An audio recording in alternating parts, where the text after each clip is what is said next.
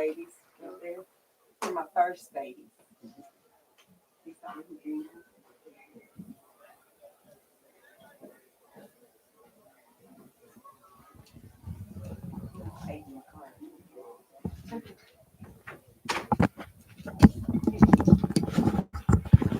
You don't know that one from the baseball team. I do. Hi, Warrior Nation. We are here live at Joe Barlow Stadium in St. Martin for the district matchup between the Iberville Warriors and the St. Martin Yellowjackets. Coming in tonight's game, this is will be the 64th meeting between the two teams. The Iberville holds the advantage, a very big advantage, at 51 wins, 11 losses, and 1 tie against the Yellowjackets. Also tonight in this game, I talked to Coach Ladner earlier today, and he gave some keys to the game for tonight. And they sort of match what happened last week.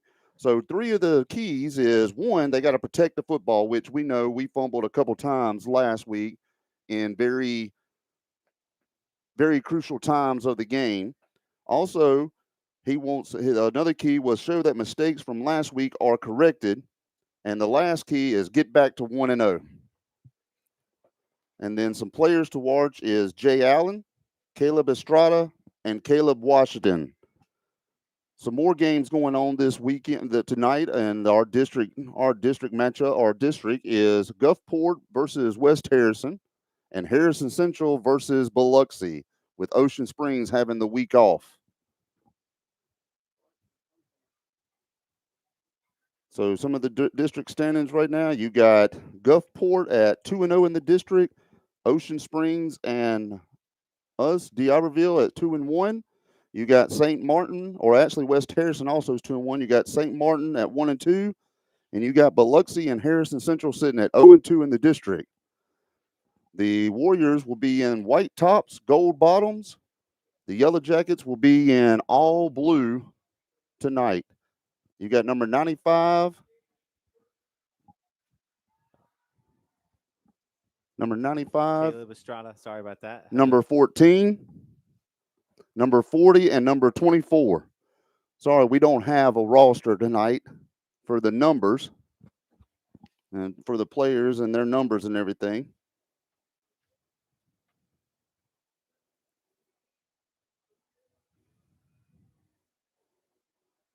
Yes, a little bit of intel that I got from the sideline just before we started the game out here was seems like the quarterback for St. Martin has a tendency to change the play on the fly, if you will, or just kind of abandon the play as soon as he doesn't feel very good. So talking down, look for Caleb Triplett to spy him a lot starting the game, as he does like to just take off and run, even if before the play even actually develops. So look for a little bit of wild card action out there from the quarterback tonight for St. Martin. All right, so those numbers were number 14, Jay Allen. Number 40. Chase Brown, or Chaz Brown. And number 24, Jamal Harris for the Warriors. That were the 4 captains tonight for the game. And the Warriors are getting ready to take the field with their always, since last year, board member Stephen Ramsey leading the charge. Yeah, I'm going to really look for the big response here. I think the first 2 series is really going to define, especially defensively from last week, is really what I'm really interested in, because the first thing happened last week that we haven't seen all year was a lot of broken tackles, a lot of just sloppy tackling from D'Iberville. So looking to see how they clean that up throughout the week. I know Coach Ladner is I don't think any coach in America is ever happy to see missed tackles, but I know Coach Ladner definitely is not. And that's one of the keys that he talked about when I emailed him this morning about the 3 keys, is show that the mistakes that we made last week are cleaned up for this week, that we have cleaned up the mistakes. You know, I don't know if he was listening, but he also said, we remember last week we had a couple of fumbles that happened in critical times, and that was his first key, is to protect the football. Yeah, it's just basic fundamentals, right? It's basic math. I'll tell you, if you didn't even see the score, I just showed you turnovers and missed tackles, you would probably bet the team that has the most turnovers and the most missed tackles probably are not winning that game. You are correct, especially with a team against Ocean Springs, playing against Ocean Springs and how well they're coached and everything like that. You know, I think what got us into a bad situation. The fumbles were bad, but when they blocked the punt last week was what really Yeah. sort of set the tone. Absolutely. I just have me backed up against your own goal line. It's a tough task for a really good defense. No matter how good your defense is, ask them to defend a 10-yard field is never going to really result in any key plays for yourself.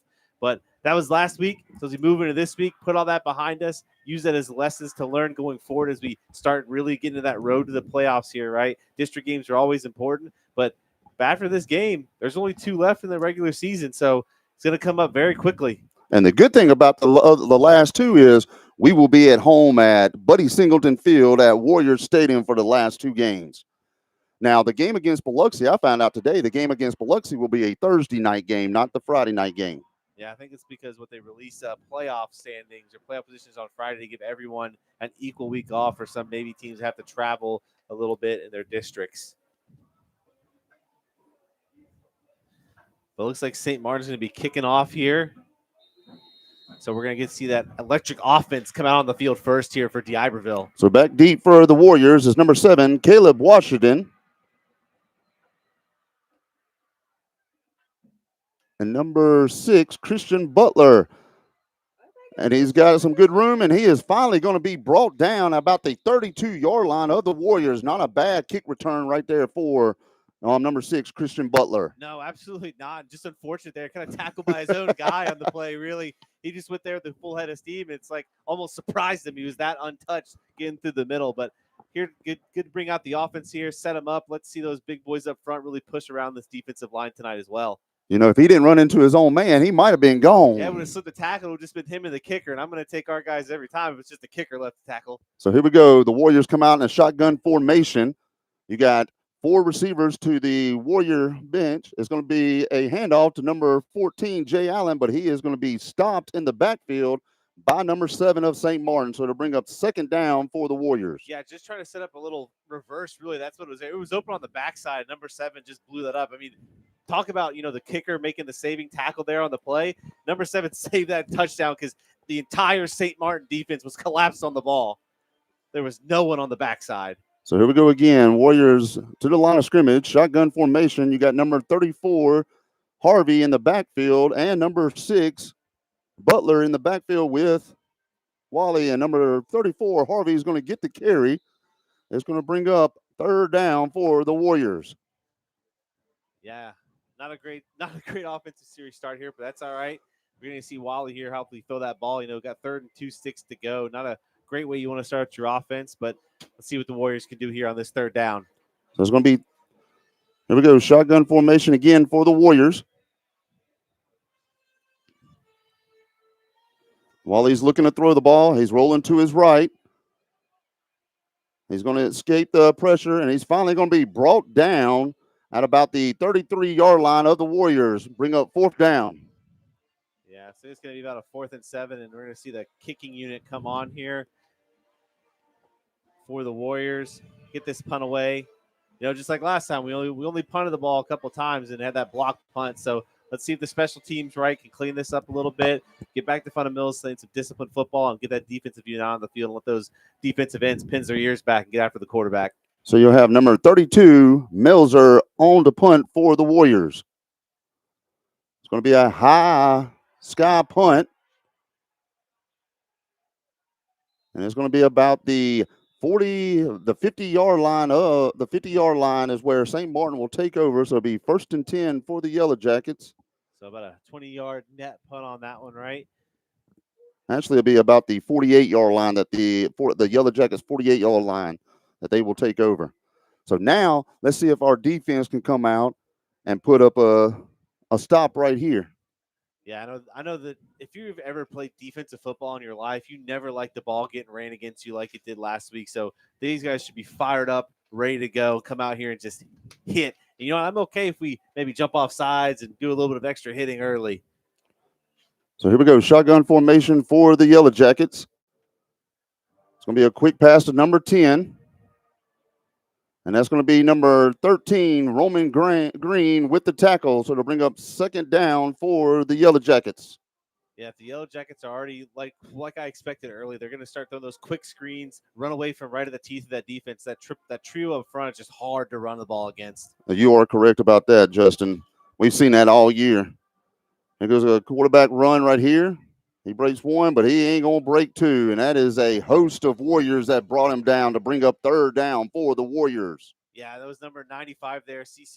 Caleb Estrada just kind of shed his defender, but then the spy, Caleb Triplett, came down to help him finish off that play. That's what we talked about earlier. The quarterback will just take off and run. I don't know if that was a design play or he just saw it and just took off.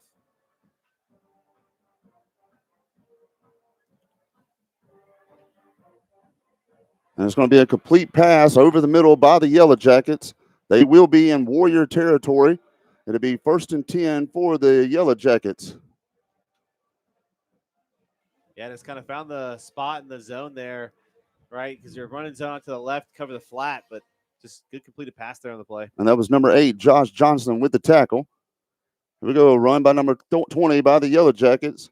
He is going to be brought down by big number 95, Caleb Estrada. Brings up second down for the Yellow Jackets at the 26-yard line of the Warriors. Yeah, that's the only downside really to running 3 down minutes. They're most likely get double teamed every play. Quarterback's going to take off, and it's going to be stretched out, and it's going to be, looks like number 2, Jakedrick Lewis on the tackle right there. So it'll bring up third down for the Yellow Jackets. Yeah, Jakedrick Lewis read that perfectly from the safety position. He came downfield as soon as the ball was snapped almost. He's like, this is a run. I got this. Because they cut KJ on the outside, on that left side to kind of seal it off, but just couldn't beat the speed of the safety there. So we go third down at the Warrior 31-yard line. Or 26-yard line. Yeah, it's going to be a false start there on number 14 on the left side for St. Martin. The Yellow Jackets. The Yellow Jackets. They came out of the hive, the swarm, if you will. I don't know if they call it that, but they should. It's actually not bad. They sure don't play like Yellow Jackets like Georgia Tech. Georgia Tech, beating down Clemson. Exactly. We won't talk about the beatdown my wife's Steelers took last night to my Bengals. We won't bring that up at all. Hooday. Here we go. Number 6 looking to throw the ball. He's got a receiver, number 20. It's going to be a first down, and he is finally going to be brought down by number 9 of the Warriors. Yeah. That is Jamil Brown that brought him down. So there's going to bring up first down for the Yellow Jackets. Yeah, and if you're D'Iberville, you're probably chirping at the refs there. One, early offensive pass interference because the slot receiver was blocking before the downfield, before the ball was even thrown. Just a missed call there by the down judge. That's your call in that zone to make that decision. So it'll be first and goal for the Yellow Jackets at the Warrior 8-yard line. Number 6 with the carry for the Yellow Jackets. And he is hit by a bunch of Warriors right there. So it brings up second down for the Yellow Jackets.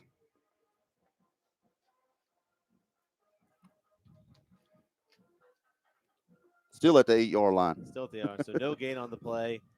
All right. Second and goal. So they can't pick up a first down here.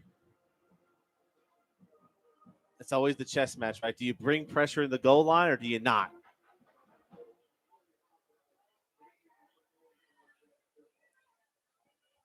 Number 6 is rolling to his left. He is being chased by. That's got to be intentional grounding. That has to be because there is no Yellow Jackets over toward the Warrior. Hey, give the White Hat some time. He's getting the flag out. He's got to get out of his back pocket. I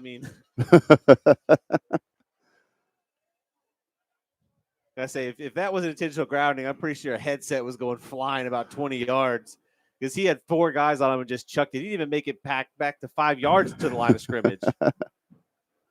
They snapped the ball at the 8 and the ball made it to the 20. That's where that young man was on the field. So, as we said, the chess match, do you bring pressure? The answer on that play was yes, you absolutely bring pressure. And I don't know if they forgot to block or what happened, but it was 5 Warriors in the backfield. And, yeah, that's going to be, it should be a spot foul. So now they bring up third down for the Yellow Jackets at the Warrior 24-yard line. So a third and goal from the 29, just how you drew it up.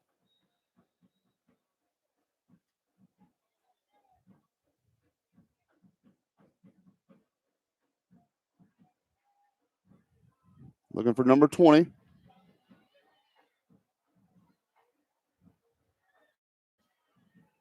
He's going to be finally brought down by a host of Warriors.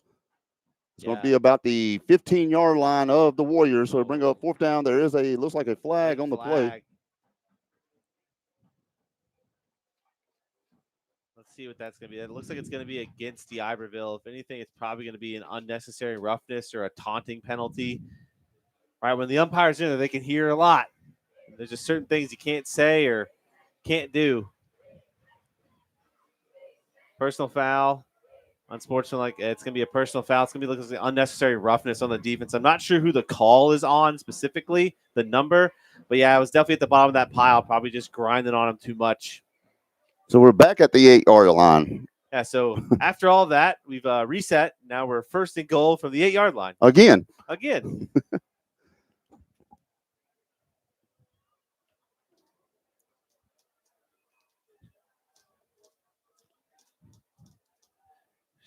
So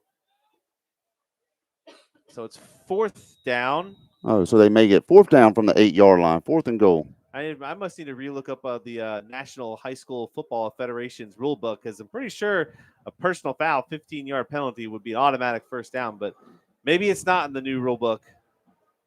So here we go. We got number 33 for the Yellowjackets on to kick the field goal. It's down. It's up. And it is blocked. Yeah, that's a returnable ball. And that's going to be Warrior football about their 25-yard line. Yeah, special teams making a great play there, right? Pressure off the left side and a low kick by the kicker as well. Kind of tried to line drive that, but good hand up by the middle of that defense there for the punt block team, the field goal block team. That's a big play right there for the Warriors. That's what they call a mo changer. Yeah. Big momentum shift, right? You come out, kind of stutter really on offense. Then you give up the penalty to give them another shot, get it closer and then block the kick. Absolutely good momentum swing here for D'Iberville. So here we go. Shotgun formation for the Warriors. While he's looking to throw, he's got number 18, Malachi Knight up the middle. He's at the 40, the 30, the 20, the 10. Touchdown, Warriors. And there's not a yellow flag on the field inside except for the pants of the Warriors. What a touchdown. That's just busted coverage, right? Malachi Knight just released straight from the tight end position, and the safety came flying down. He could have thrown that ball 10 more yards in the air, and he would have still ran under it. But that is one of the pass plays I absolutely I love right there is that tight end seam. Yeah, the tight end team is set up really by the fact you have to respect the run game for D'Iberville because that's exactly what happened. Safety came flying down thinking it's a run, and nope, sir. Throw it right over top, take it to the house for an early touchdown here for D'Iberville.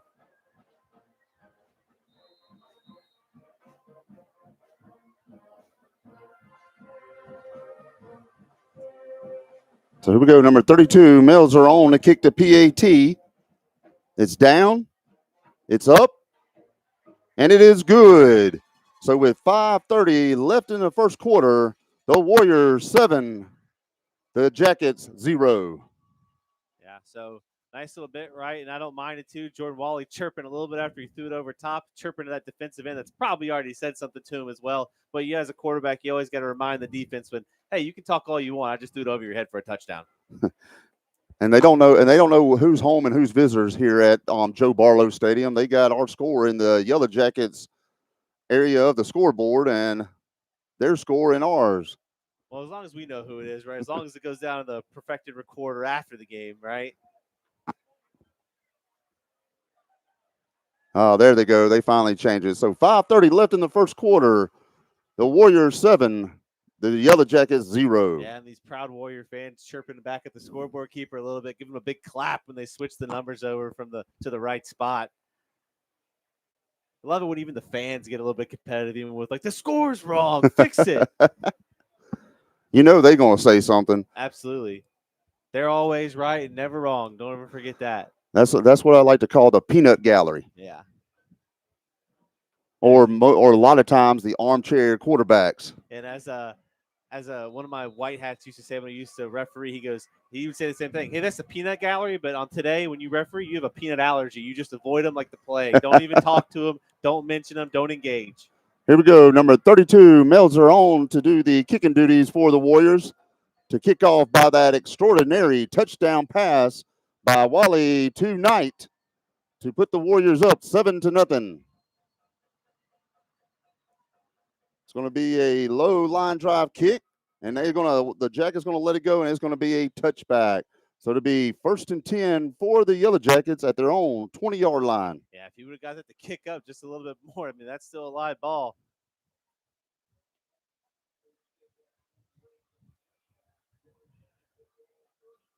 Yeah, I'd like to see, right, that blitz just showed that offensive line is going to struggle to block all night, which is very common against this D'Iberville defense. So be interested to see if we go ahead and send some more pressure. But Yellowjackets have been successful on kind of those swing plays out to the flats. So it'll be interesting to see the adjustment they make on defense here.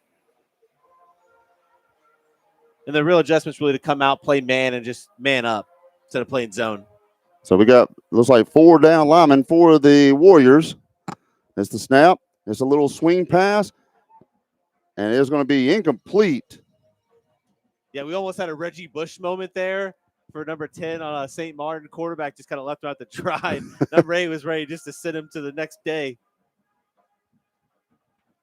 That was number 8, Josh Johnson, right there. But there's the difference, right, on defense, right? We switched out of zone, and that was a man coverage play because previously in zone, that throw is going to be open.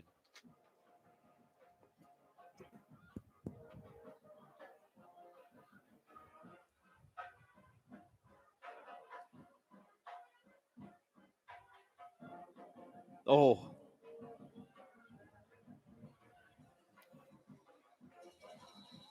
And that's going to be stopped right there by, I did not see who made the tackle on that play. we're going to say number 20, CJ.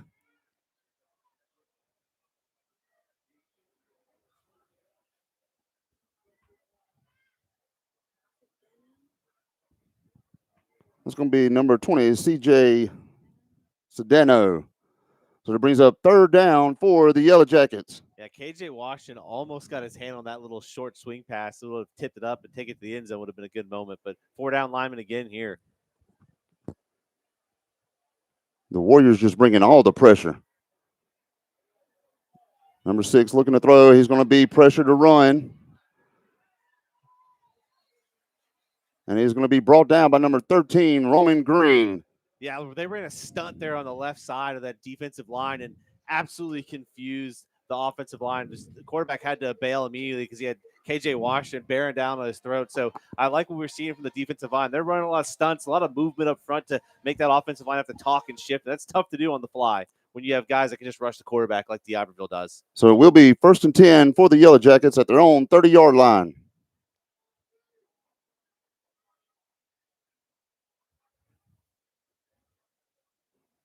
Tall sweep to the left by the Yellowjackets to number 7. It looked like KJ Washington again on the backside, just chased that play down. Good pursuit. It's an interesting strategy from St. Martin. When they're running those plays to the left, they're just not even attempting to block the right end or the left end and just saying, we don't believe you can chase us down on the backside of this play, which I don't know if I would stick with that strategy as we get later in this game. Oh no, because that was nothing but speed from KJ Washington. Here we go, 2nd down for the Yellowjackets. It's going to be a quarterback run to the right side toward D'Iberville's bench. And that's going to be number 20 knocked him out, or number 33. That's number 33, Corey Howell, that knocked him out. Yeah, that was just quarterback, essentially power to the right. Design quarterback run. They brought the 2 running backs in to lead block for him. I don't know what they pick up. So it's going to be 3rd and short, it looks like. Yeah, 3rd and real short. It's right there at almost at the 40-yard line of the Yellowjackets. So I fully expect with what I've seen out of the Yellowjackets playbook here, probably a quarterback run straight up the middle.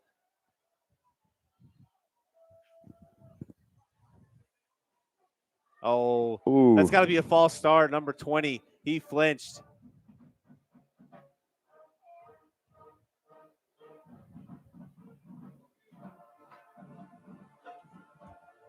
It is a false start against the Yellow Jackets, so it will back them up 5 yards. So it'll be 3rd and about 6 for the Yellow Jackets from their own 35-yard line. Yeah, because the outside corner there, outside linebacker was coming on that corner blitz. So he saw a move as soon as they did that first snap count and got a little nervous. Yeah, that was number 9, Jamil Brown, ready to go pop somebody. Yeah, he was coming downhill flying. That's smart, right? Short yardage game, bring the linebacker because they're probably running straight to the middle, but now it's a much tougher pickup here for St. Martin.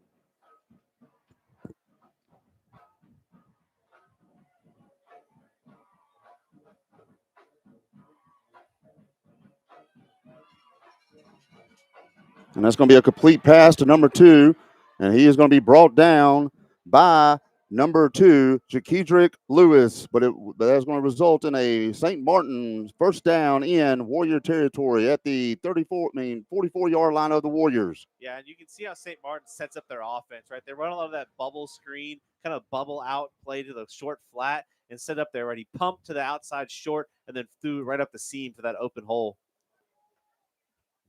Shotgun formation for the Yellow Jackets. Number 6, the quarterback with the run. And he is going to get about 6 yards right there with the carry. Right, and this style of offense that St. Martin runs, it really tests the communication of the defense, right? Are we in zone? Are we in man? What are we playing? Because you got to respect the quarterback run game, but then also with that extension of that running game with the short bubble action that they like to throw, you got to make sure you're covering, don't lose any men. It's very tough. Shotgun formation for the Yellow Jackets. And it's going to be another short gain. It was 2nd down. Brings up third down and short. Looks like they're going to move the chains. It looks like they're going to give them a first down right there. So it'll be 1st and 10 for the Yellow Jackets at the Warrior 33-yard line.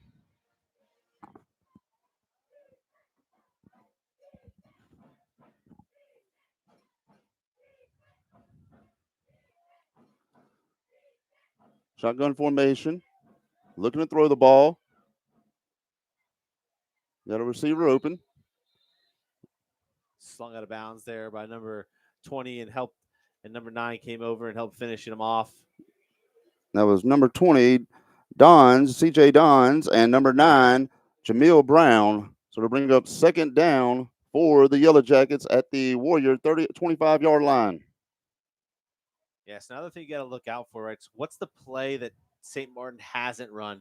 They haven't run a lot of counter action. They haven't given it to the running back on any stretch runs. There's number 6, the quarterback again for St. Martin.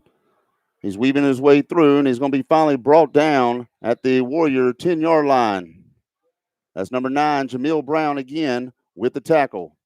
So it'll be first and 10 for the Yellow Jackets at the Warrior 11-yard line.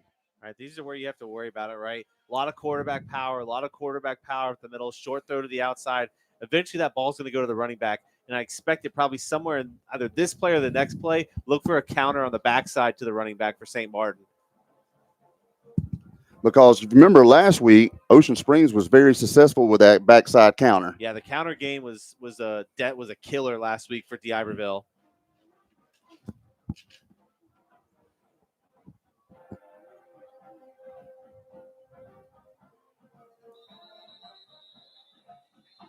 They tried to give it to the running back there right up the middle, but big number 95, Caleb Estrada, just met him right at the point of attack.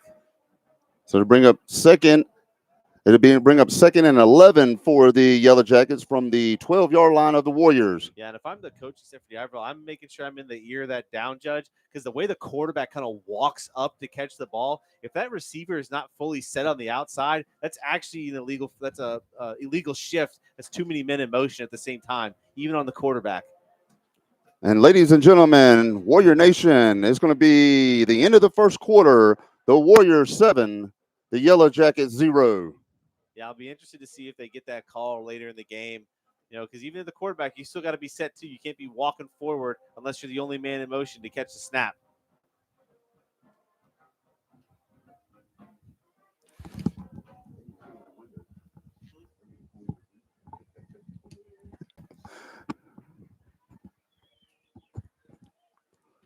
And so getting started with the second quarter, it will be second and 11 for the Yellow Jackets from the Warrior 12-yard line. Yeah, so overall, the first quarter, right, after the kind of stutter out on the offense for the first drive, I think D'Iberville's responded really well. Defense has been challenged, right? This St. Martin team, they can move the football, right? They're shifty. I wouldn't call them like explosive, but they're definitely a shifty offense that tests you in different ways than I think the Warriors have been tested so far this season. What I've seen is they're testing us by they're always alternating the call. They're going from a little bubble screen to a quarterback power to another little bubble screen. Absolutely, and you'll notice too if you haven't noticed yet, they're motioning every time. I don't think I've seen maybe one snap where they did not send one or two guys in motion. So always making the defense communicate and talk. And if it's quiet out there for the D'Iberville defense, that's a bad sign. You are correct about that, and that's a big thing with high school sports this day and age is getting players to really talk and communicate on the playing field. Right, and like we say, talk about talking. That's what I like to see. Right, I see the safeties, hands up, shifting the motion, so they're talking out there. See, there we go. Number 10 come back in motion.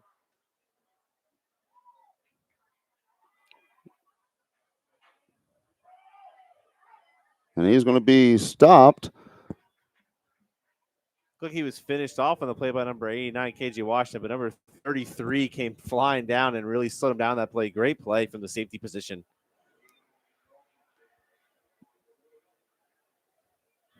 It's Corey Howe that came down from the safety position right there, number 33. So to bring up third down for the Yellow Jackets. They're about at the 7 or 8 yard line of the Warriors.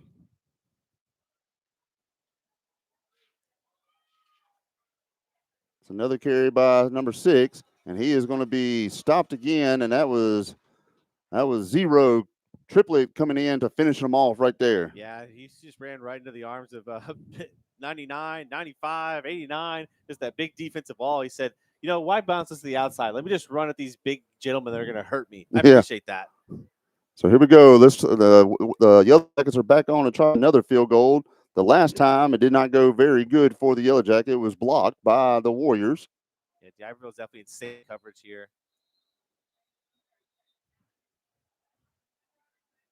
What do we got?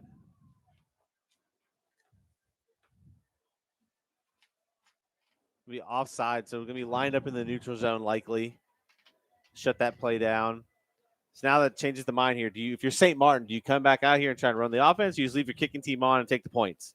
I think they just leave the kicking team on and take the points. Knowing that you already blocked one kick earlier from about the same distance. So it'll be fourth down for the Yellow Jackets from about the 5 yard line of the Warriors. Yeah, still looks like they're in safe coverage here just to watch for the fake.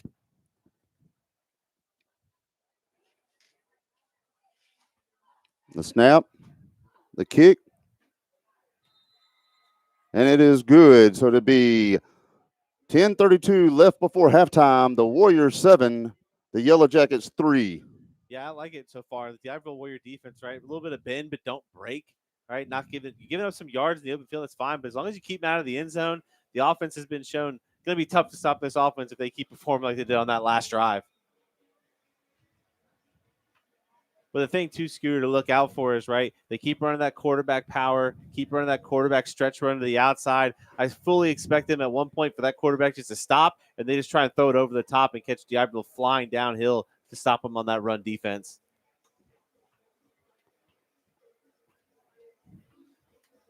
So with 10:32 left, D'Iberville 7, St. Martin Yellow Jackets 3.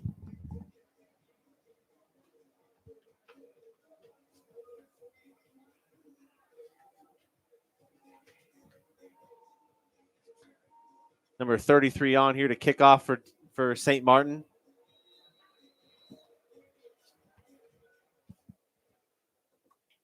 And the kick is up. Going to be caught at the 12-yard line. In a big hole. Busted to the outside. Number 7 takes down the sideline and saved. And there he was, the kicker with the saving tackle. And that was number 7, Josh Allen. Number 7. Give me a second. That was number 7, Caleb Washington, with a great kickoff return for the Warriors. So it'll be 1st and 10 for the Warriors at the Yellowjacket 48-yard line. Yeah, same spot, right? We've caught 2 kickoff returns and gone straight up the middle and bounced it to the outside. That time we didn't get taken out by our own man. But I'd like to see here. I like to see us come out here and just throw it again. Here we go. Going to be a tall sweep to the right side for the Warriors, and he is going to be gobbled up in the backfield. Yeah, number 5 for St. Martin just blew that play up on his own. He just beat his man right in front of him, and we kind of ran right into the teeth of the defense there on that one. That's going to be number 6, Christian Butler, with the carry right there. So to bring up second and 13 for the Warriors from their own 49-yard line. We go shotgun formation for the Warriors. Wally's rolling, throwing downfield. He's got a man wide open, and that is going to be a touchdown, Warriors. That is a complete pass from number 3, Wally, to number 12, Thomas Gotro. Yeah, all the receivers on that play were absolutely wide open. He had the pick of the litter. They were all behind the defense. You just got to throw it up there and give your receiver a chance to catch the ball and then say, go ahead, young man. If you want the touchdown, take it in yourself. Great play call, great execution for the Warriors.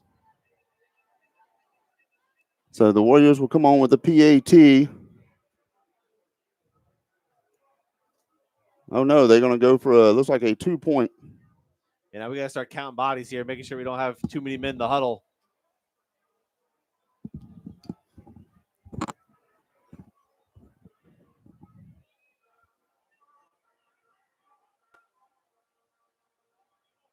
And it's going to be Harvey with the carry, number 34, and it's going to be no good. The 2-point conversion is no good.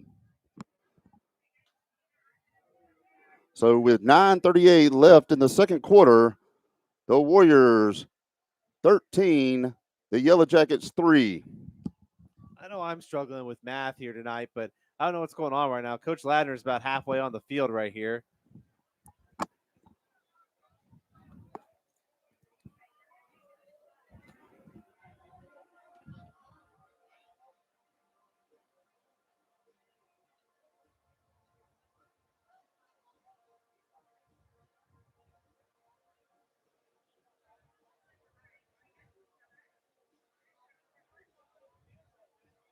Yeah, I think that's what he's saying is because if I could count correctly in the last play, they had 12 men on the field for defense, which is what he's probably screaming about. Is like, how can I count from the sideline and you guys can't count and you're supposed to be out there counting?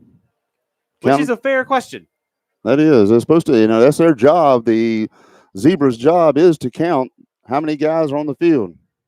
Right. And I know I'm bad at math, but looks like we've now got the scoreboard corrected to properly reflect the 13-6 score here. All right. And now Coach Ladner wants a timeout because he probably wants to get in this white hat. And that's called in the referee universe, we call this a yelling timeout because you actually don't want to gain anything from this. You just want to yell at the officials here.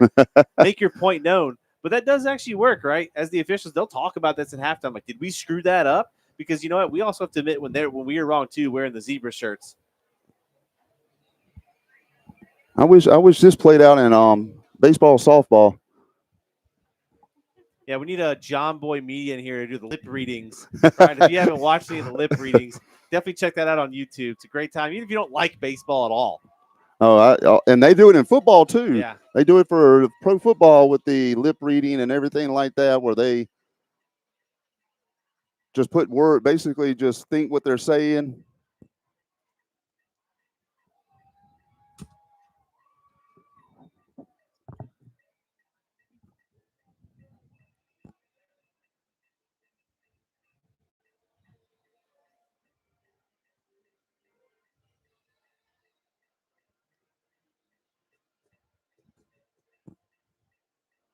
So after that touchdown, it is going to be number 32, Melzer, on to kick for the Warriors.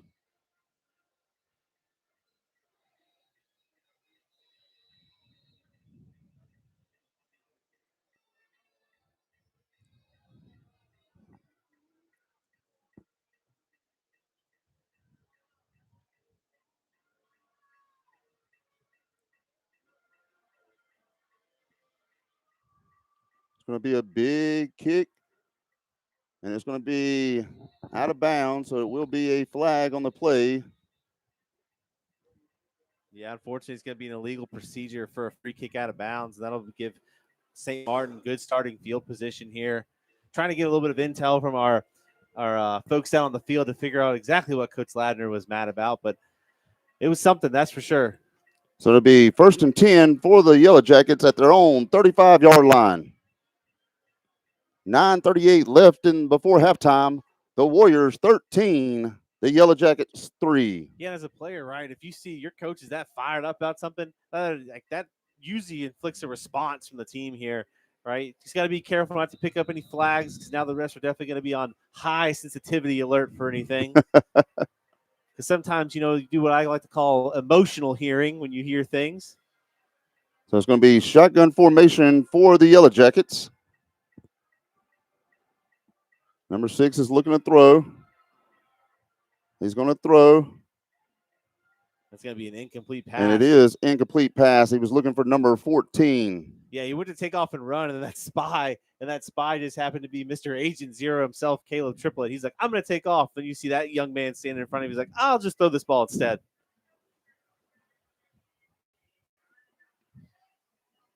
So second and 10 for the Yellowjackets. Shotgun formation.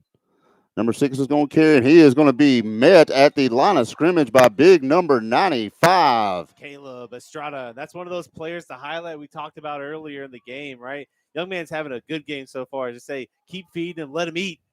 Hitting hard tonight. So it'll be 3rd and 10 for the Yellowjackets. Essentially with this formation, we're really playing one linebacker right now, honestly.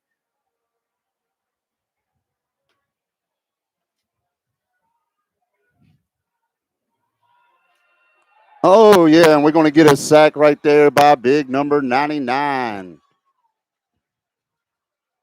I think that was 89 89. on the play. That was old KJ Washington coming around on the sack there on that play. So I would say so far that is your best defensive series if you are a D'Iberville Warrior defender. 3 plays, either an incomplete and then 2 negatives. Get them off the field and let this offense go back to work. So now here comes the Yellowjackets on the punt. It's going to be a high, long punt. It's going to be short. It's going to take a Yellowjacket bounce. And it's going to be 1st and 10 for the Warriors at their own 35-yard line. Yeah, still a ton of time left to play here in the second quarter in this first half. Right now, they've essentially shown they can't cover the pass. All right, so do you start just pounding the rock, or you just keep throwing it over top if they're not going to cover? I still think you still got to run it a little bit, just to keep those guys coming downhill, coming down toward the line of scrimmage, and then go over top. And you can see they come out lined up here in that wing formation. That's going to be number 17 with the carry for the Warriors. That is Amani Bell. Yeah, that little pop pass motion action again. Get a couple yards here. Fully expect to see something again. Roll Wally out, get him on the bootleg, and either throw it over the top, or he can just take off and make a play like we saw him do several times last week against Ocean Springs. So it'll be 2nd down for the Warriors at their own 38-yard line. Shotgun formation. That's number 34, Shan Harvey with the carry. He's at the 30. He's at the 20. 10. Touchdown, Warriors. Yeah, that young man, I don't think he was touched on that play. That was a massive hole off the right side of that offensive line. And now here come the D'Iberville to stretch that lead and just start pouring it on and breaking the spirits of these St. Martin Yellowjackets.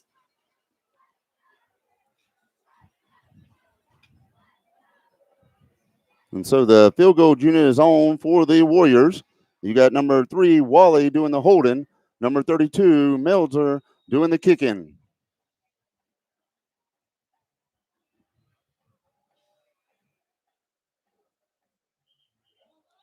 That's going to be encroachment. Well, there's no encroachment in high school. It's just offsides. Offsides. Yeah, same thing, just different verbiage. So move it. Probably just declined it.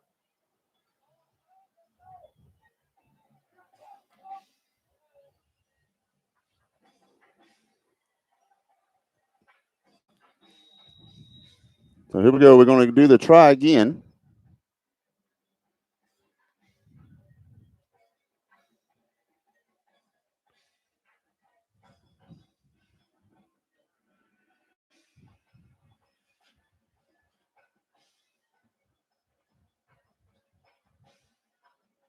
It's down. It's up. And it is good. So with 7:33 left before halftime, the Warriors 20, the Yellowjackets 3. Yeah, this is a massive drive here for if you're St. Martin, right? You kind of come into the game, have success on offense, stop D'Iberville on defense. But now you look up, and you're like, we feel like we've played pretty well, and we're down flipping 17 points. So if they can't do something here, and then D'Iberville turns around and goes and scores like I fully project that they will, that's just going to be a backbreaker for these Yellow Jackets, and I'm here for it. You know, remember in high school football, coming into the second half, if it's 35 points or more, it's a running clock in the second half. You know, this is a big statement by both sides of the ball for the Warriors tonight.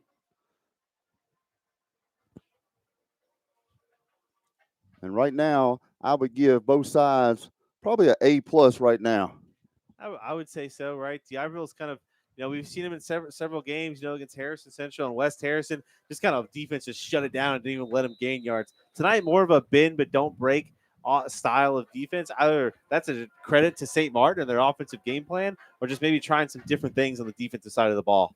So after the touchdown, we got number 32, Meltzer, doing the kickoff duties. It's a big kick, and it is going to be a touchback for the Warriors. So it'll be 1st and 10 for the Yellowjackets at their own 20-yard line.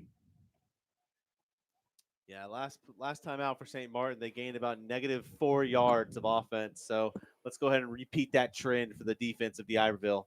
And let's go ahead and let them go ahead and punt it again, and let's get the ball back on offense. Go ahead and score some more points. Just keep pouring it on them.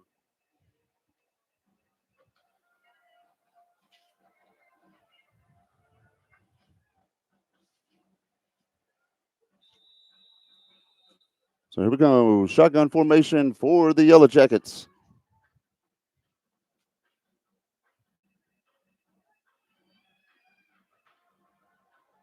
And that's going to be number 20 with the carry. He's going to be brought down by number 3, Wally. So it brings up 2nd down for the Yellowjackets. Yeah, just sacked him off, came off the block, and just chopped him down right at the knees. Great tackle there by number 3.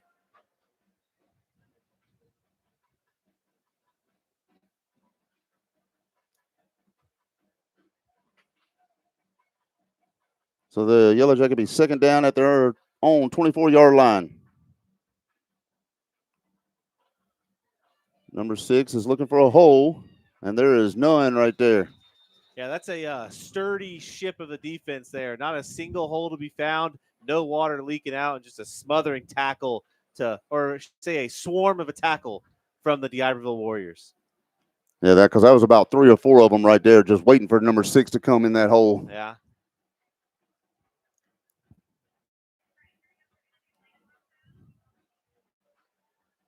Here we go, 3rd down for the Yellowjackets, shotgun formation. Looks like a lead, and that's going to be stopped, and he is going to be finally brought down, but that play was blown up big time by number 0, Caleb Triplett. Yeah, just the agents here himself just knocked him back, slowed him down, and then there came the cavalry to come in and finish this young man off. It's that spy game again. Every time he's tried to run that stretch run to the outside, that spy linebacker has been all over him.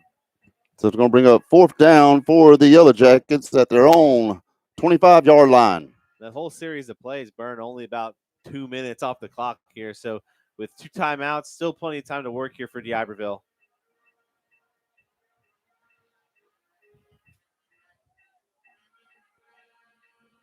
It's a high booming kick, and it's going to be out of bounds. So it'll be 1st and 10 for the Warriors at their own 44-yard line. 5:35 left before halftime. The Warriors 20, the Yellowjackets 3. Yeah, that A+ score, Scooter's creeping up a little bit towards that S tier here. That those back-to-back defensive stands for D'Iberville are absolutely great.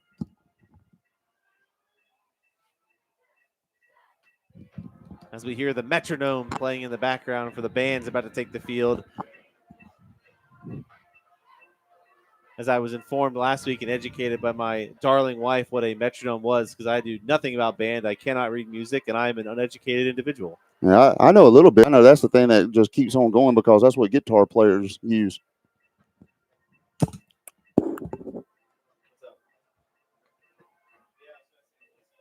that's going to be number 5, Johnson on the carry right there, Jalen Johnson, and he's going to be hit in the backfield. It's going to bring up second down for the Warriors. It'll be second down at their own 39-yard line.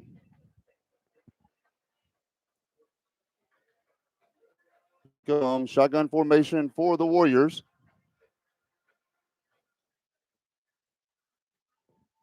Number 3's driving back. He's looking for a seam, and he just overshoots his man, looking for number 6, Christian Butler. So it's going to be an incomplete pass, brings up third down for the Warriors. Yeah, and you see it there, too. I see about 4 Yellow Jacket defenders with their arms out being like, what the heck, man? How are you getting beat that bad over the top? And I don't know if there's much he can do. I don't know if he can speed and run with the young man. So I did find what Coach Ladner was fired up about earlier is the far line judge called that passing touchdown a touchdown, and the down judge on the near side on the D'Iberville sideline called it as a down at the 1 yard line. So he didn't know, was it a touchdown? Is it a point after? Are we running a play? That's what he was mad about. The guy wouldn't give him an answer. So here we go, third down for the Warriors. Shotgun formation.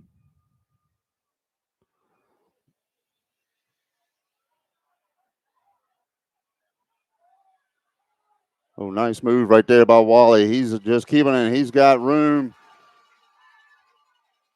And he's going to be finally brought down, but not until he gets into Yellow Jacket territory. Can't tell if that's 2 flags on the field. I see one right there about the 45-yard line. Yeah, the other one's back by that 40-yard marker on the far side. And he's going to have to come off the field, too, Jordan Wally is, for this play because he lost his helmet unless D'Iberville wants to take a timeout. See what we got. Personal foul.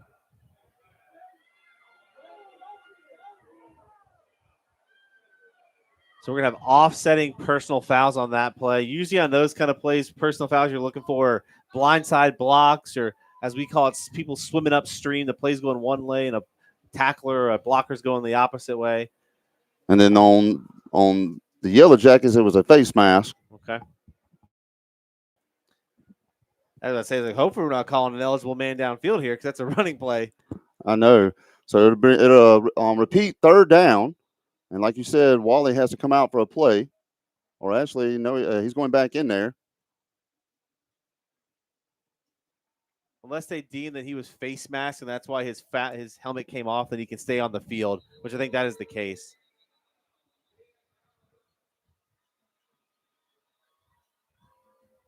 And this is what this. Asking to push the play clock up because the play clock was running while they were getting all those penalties set and the yardage marked and everything back.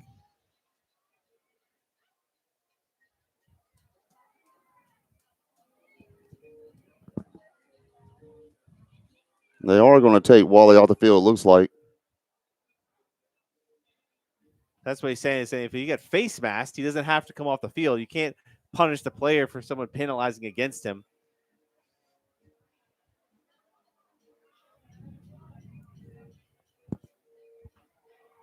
And they are going to make Wally come off the field.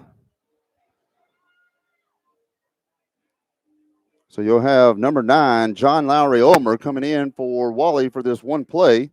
It is 4:16 left before halftime. The Warriors 20, the Yellow Jackets 3. I like to see John rip one down the field here. You know, fine, you don't trust me, I can throw it. Let me throw it over top of you and throw a touchdown here.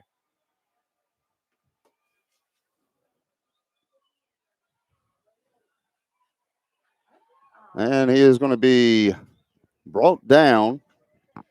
So to bring up fourth down for the Warriors. Yeah, it looked like he went to take off and just got stepped on by his offensive line. And, you know, the young man might be strong, but I don't know if he's getting off when the offensive lineman pinned him down to the field.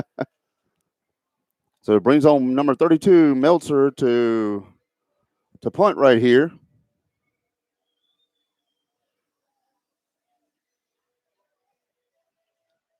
It's 4th down for the Warriors at their own 36-yard line.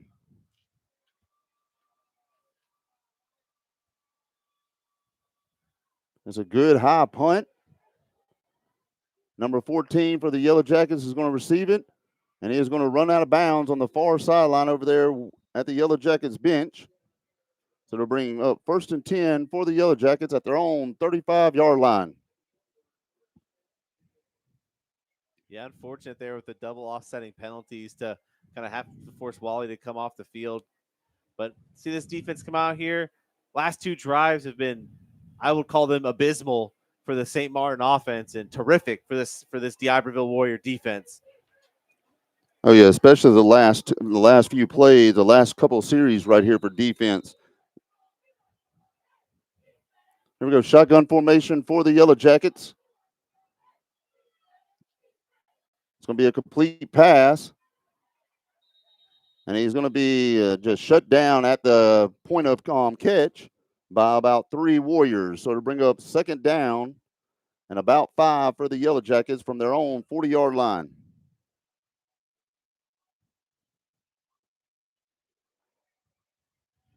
Yeah, St. Martin seems to be in no mood to hurry up here with that clock now ticking under 3 minutes.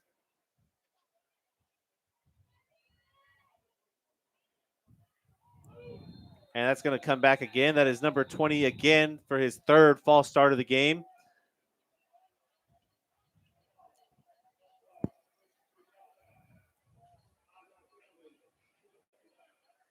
In a score report there, Justin, in the 2nd quarter, it is Gulfport 14, West Harrison 14. Locked up there. That's at West Harrison too? It is at West Harrison.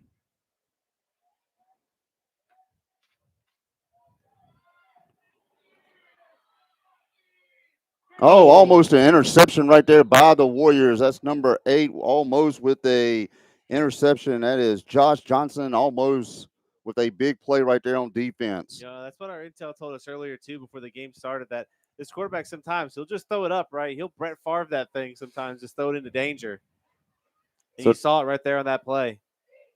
So it'll be 3rd down for the Yellowjackets at their own 35-yard line.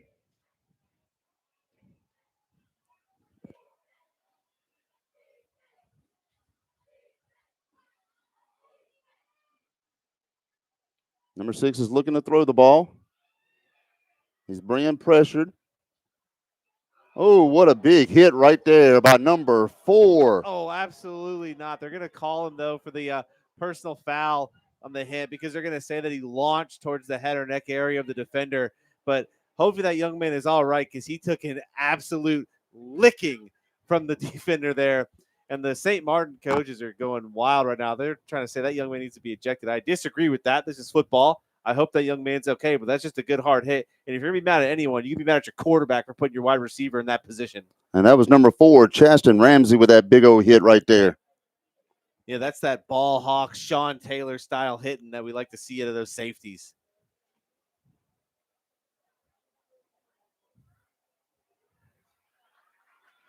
Good to see the young man get up on his feet on his own power.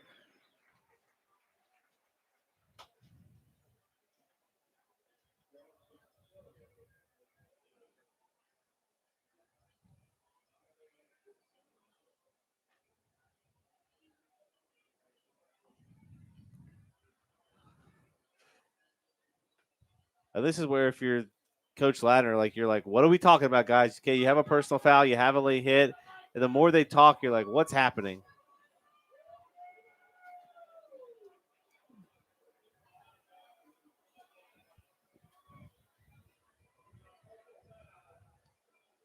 So it's going to be offsetting penalties because you're going to have an eligible player downfield on St. Martin, which is that offensive line. That's tough, right? Your quarterback rolls out. It's tough to stay out of bounds, to stay down and you're blocking to that 3-yard penalty, and then the offsetting penalties will reset this year. So we're going to repeat 3rd down right here from the Yellowjacket 35-yard line. Ooh, that was a big hit. Yeah, that was I would say that's the best hit of the season so far. Hit of the season so far right now. I took a few of those when I played. Yeah, they don't feel good. No one's ever been hit like that. Not a fun time on the football field. St. Martin having some trouble getting lined up here.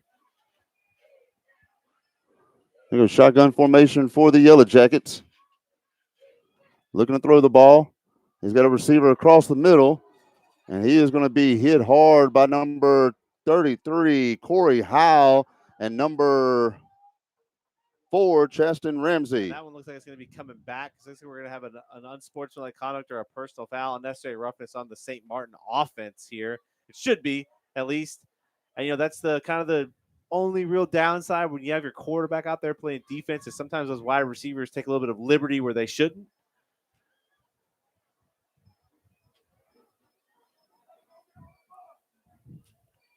I tell you what, this officiating crew's got a rough night tonight so far. Yeah, these boys have been coming to hit tonight. And again, even though credit to the young man, that's a hard ball to catch too across the middle. He also took another shot. Exactly. You had Chaston Ramsey, and then you had number 33, Corey Howe, come and lay the wood on him. Yeah, these linebackers, safeties, defensive linemen, they are building a house tonight with the amount of wood they're laying. So it's going to be a first down because they gain the yardage since it's an after the play penalty. So it'll be essentially first down again from 3 yards back from where we just started. So it'll be 1st and 10 for the Yellow Jackets from their own 33-yard line. And that has all taken place here in about 32 seconds for the last 5 minutes. So with 2:10 left before halftime, the Warriors 20, the Yellow Jackets 3. The White Hats are getting up there. They might have more penalty flags on this play than the Iberville does receptions tonight. So here we go. Shotgun formation for the Yellow Jackets. Number 6 is going to keep it around the right side, and he is going to be pushed out of bounds over there on the St. Martin sideline. So to bring up second down, looks like for the Yellow Jackets at their own 40-yard line. Or actually the 42-yard line. So it's second down for the Yellow Jackets at their own 42-yard line.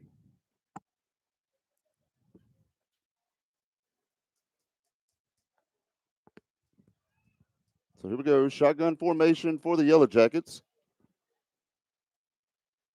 It's going to be a tall sweep to the left to number 4. And that's going to be a first down for the Yellow Jackets. And here comes another penalty flag. That's going to probably be on number 8, Josh Johnson. Yeah, that's a well-earned penalty. Young man was about 3 yards out of bounds, and he just slung him down on that play.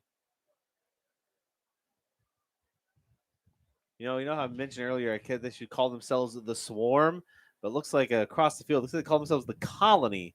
And I'm not a bug person. I don't even know what that scientist really is called, but I'm pretty sure a colony is a colony of bees, not a colony of yellow jackets. It's a swarm of yellow jackets. What do I know? I do computers for a living. They are called Yellow Jacket hives, especially when you find them in the ground. So it'll be 1st and 10 for the Yellow Jackets at about the Warrior 25-yard line.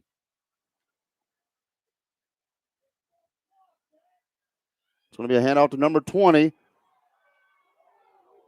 And that's another hard shot by number 4, Chaston Ramsey, to slow him down right there. And then a host of Warriors finally took him down. So to bring up second down for the Yellow Jackets. Yeah, this is if you like hard-hitting football, this is the game for you tonight because what's no care at all. We're just hitting people tonight.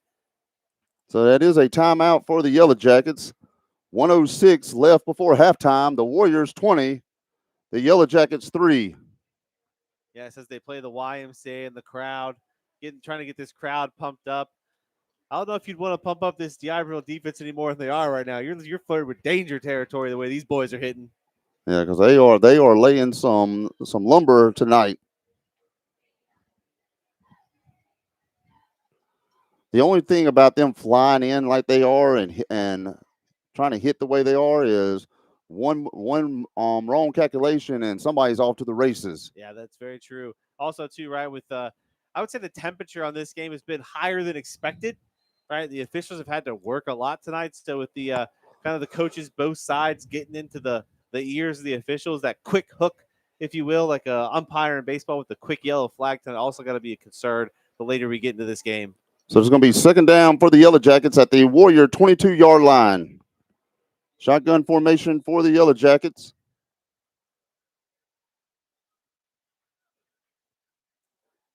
Number 6 is looking to throw the ball.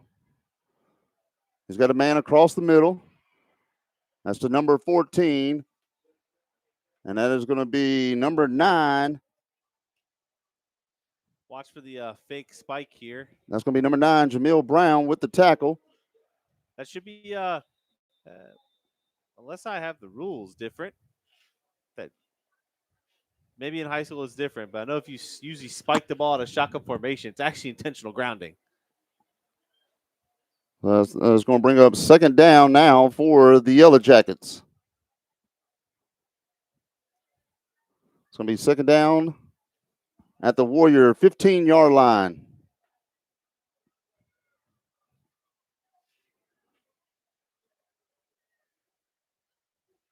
Oh, fumble on the ball. And it looks like the Warriors are going to finally pick it up. So the Warrior football. So it'll be 1st and 10 for the Warriors. Yeah, good. Tough play there on the quarterback, right? The center sent him an absolute screaming ground ball at his feet. Tough to pick up there. This beautiful baseball field behind us. That looks like a great shot right back to the pitcher. Tough to pick up that ground ball. So it's going to be 1st and 10 for the Warriors at their own 17-yard line. 49 seconds left before halftime. The Warriors 20, the Yellowjackets 3. If my count's correct, we still have 2 timeouts for D'Iberville to work. Plenty of time with this offense as the defense has shown its signs to not be able to cover downfield very well. So looking for Jordan Wally here, just air it out on him.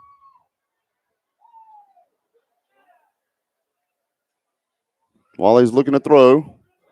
He's going to take off running. He's got some room. And he's going to go out of bounds at about the 42-yard line of the Warriors. So that's another Warrior first down. 1st and 10 at their own 41-yard line. That took about 6 seconds. Yeah, that's some good speed there on the edge by number 3.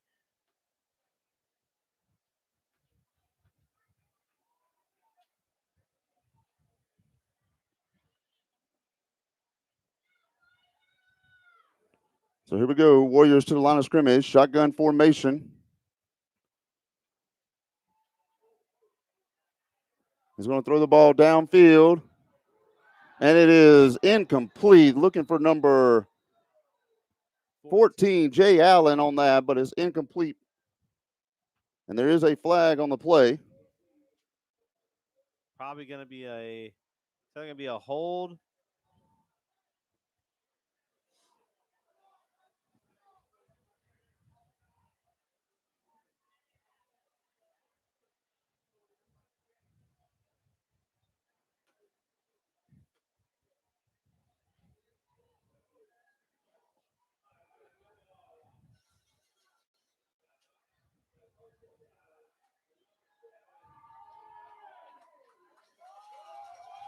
And number 7's been disqualified, probably for throwing a punch. That's what happened on that play.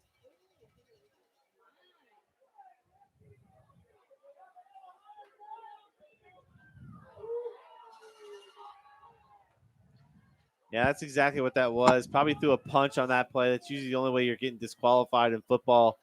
Right? Obviously not happy about it, distraught, upset. But that'll give it another 15 yards here for D'Iberville. And I like to keep exposing that matchup because you have these big wide receivers, and the young man's trying to do his best out there to cover him, but he just has a size mismatch on any wide receiver we put on the field right now. So that's going to result in a first down for the Warriors at the 44-yard line of the Yellowjackets. Yeah, that's the big thing about sports. Me and you, playing it all of our lives, you got to learn how to be mentally in the game, and you got to be able to, have a little bit of, I guess, mental control, a little bit of control. Yeah, it's football, right? It's a game about hardest aggression, right? You can't have undisciplined aggression. That's how you end up doing things like that. That's a white hat's call. Like the white hat threw the flag. So he saw it. You're not going to change his mind on that one. Oh, yeah. So here we go. Shotgun formation for the Warriors. Number 3, Wally, looking to throw. He's got it up. He's got number 18, and it is going to be an incomplete pass. He was looking for number 18, Malachi Knight. So it's going to bring up second down for the Warriors. Yeah, just not a great release off the line there. I mean, good credit to number 24 there for the DB. Kind of knocked Malachi off his initial route to kind of force him to the sideline maybe a little bit farther than he wanted to. And you're asking a lot of your big tight end out there in open field as well. But that young man has the capability to do it. Got another helmet came off here for D'Iberville. Let's go to sub in an offensive lineman.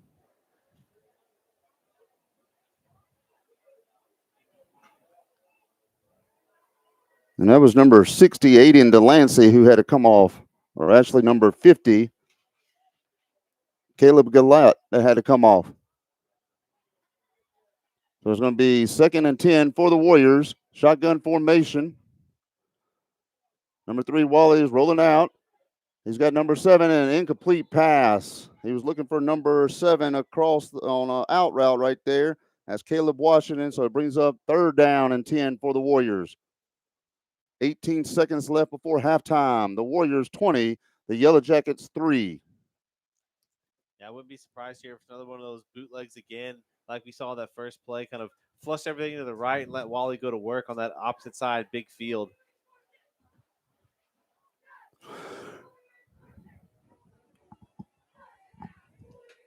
Here we go. Shotgun formation for the Warriors. It's going to be a run by number 3, Wally. He's got some running room. He's still on his feet, and he's finally going to be brought down in Yellow Jacket territory, about the 24-yard line of the Yellow Jackets. Yeah, I think he might have gotten ripped down too by his face mask on that play, but unfortunately missed that one. But it's all right. Going to get a timeout here. So we got one left for D'Iberville. Looks like we have that penalty flag. It does. Over there about the 45-yard line of the Yellow Jackets.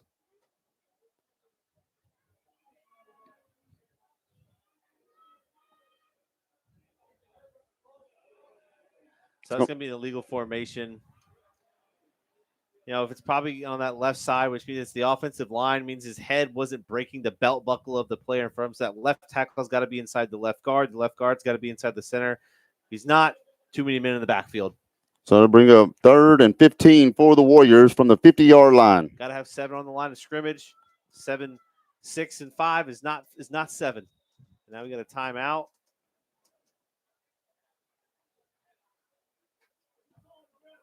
Woo. So what he's probably asking is like, okay, so is the clock stopped? Is the clock running? What's it going here? So I need to burn a timeout so to keep the clock. What are we doing? So it is a timeout for the Warriors. Which, yes, the clock would still be running. It's still a running play. After they back it up, they set the ball, and they would blow the whistle to punch the clock to keep it to run, calling the timeout. Same result as if you had the yardage.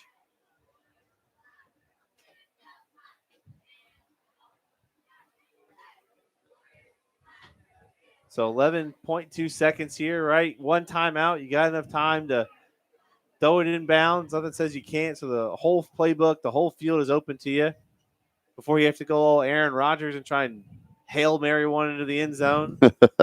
Was unsuccessful last night in that Cincinnati game if you guys did not catch it. So go back Thursday Night Football. The Steelers had to chuck a Hail Mary into the end zone. It was unsuccessful as they lost to the Cincinnati Bengals in a glorious win for Joe Flacco.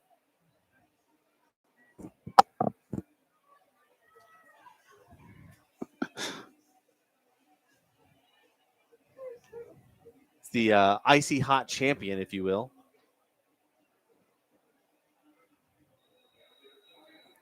At halftime, Gulfport's up 21-14 over West Harrison. So here we go. We got 11.2 seconds left before halftime. The Warriors 20, the Yellow Jackets 3. Shotgun formation for the Warriors. Looking across the middle, he's got a complete pass.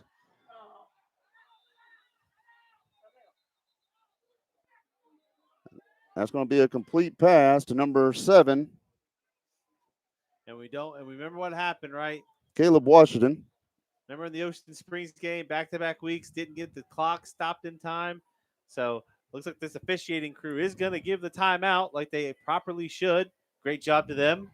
That's how clock management works. So it's first and 10 for the Warriors from the Yellow Jacket 25-yard line with 0.2 Hey, that's enough to run a play. tenths of a second. So Meller's going to come on to kick this bad boy.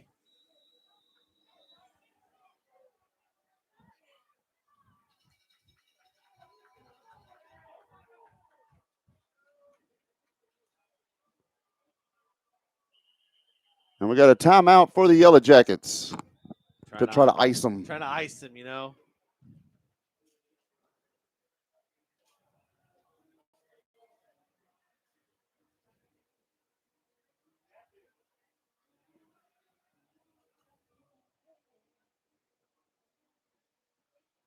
So with 0.2 tenths of a second,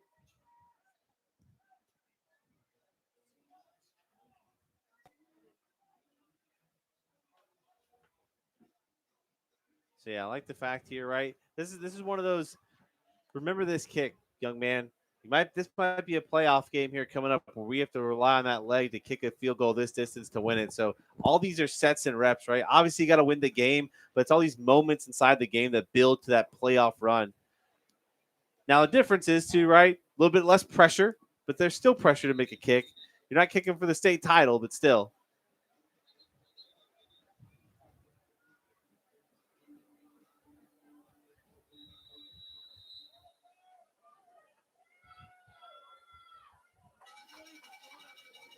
so here we go. Number 32 melds her own to try to kick. Going to try to kick the field goal for the Warriors.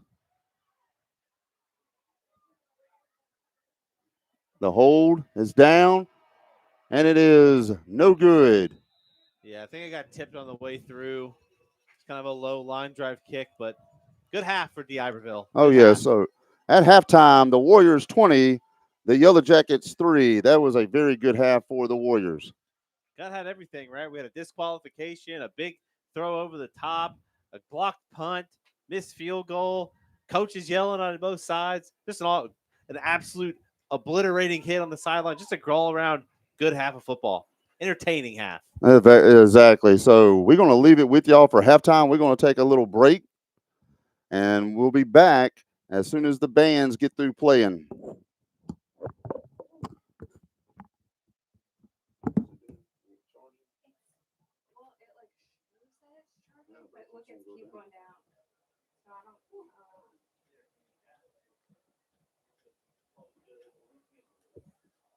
I plugged it in the other outlet.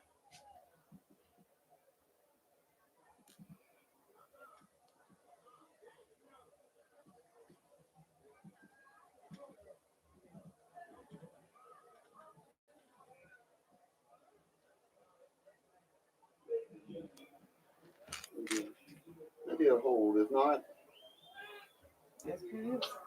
Yeah. You can't put it right here. I did. It wasn't charging. I'm gonna go to the bathroom. Then something you got over there isn't.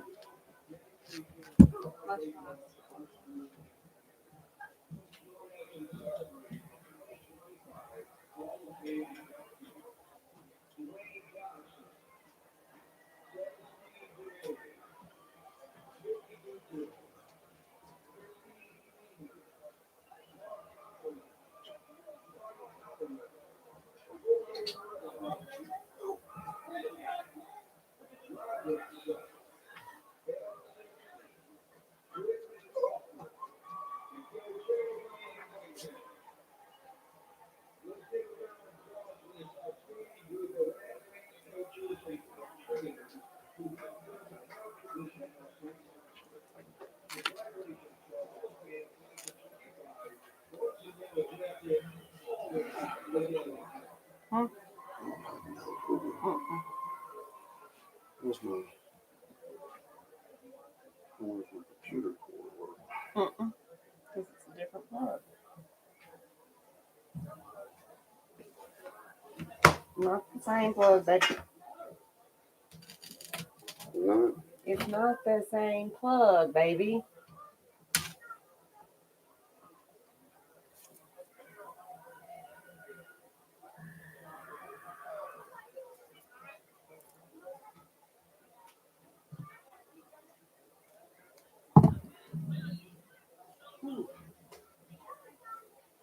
Hey, get me some air. Okay. Let me go ahead.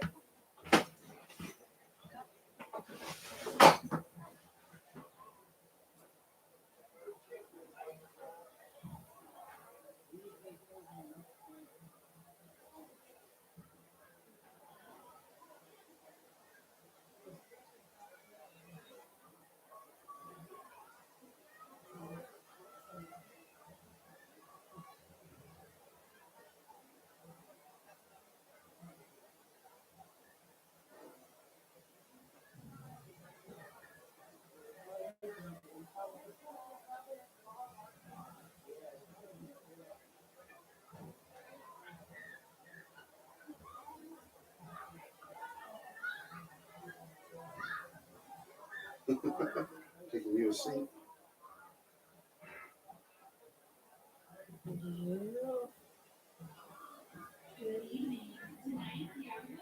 Oh, dang. It's questionable whether Whit Weeks is going to get to play. Oh, Lord. Gabriel Redford is out. Bernard Gooden is doubtful. Jamari Butler and Whit Weeks are questionable. Aaron Anderson and Paul Mubinge are probable.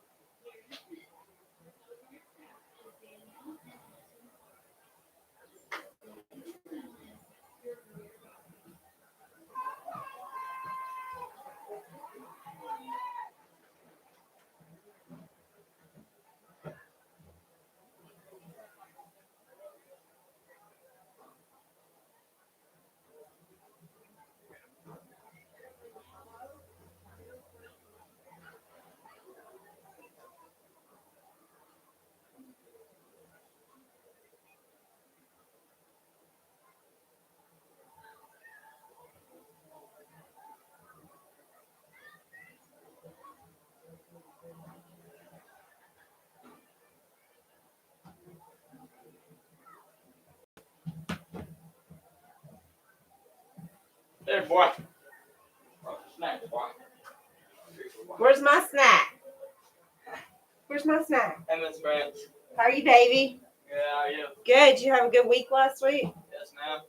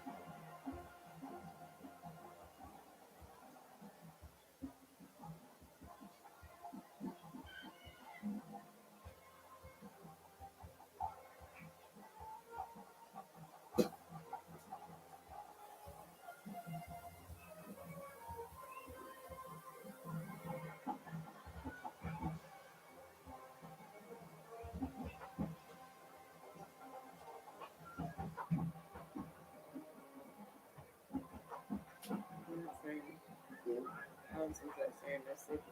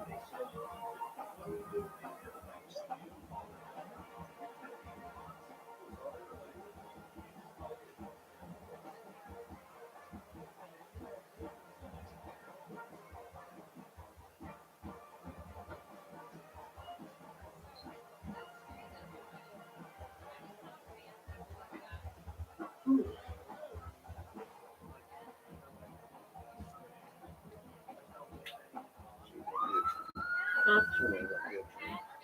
I don't know how you getting a drink. You ain't got no money.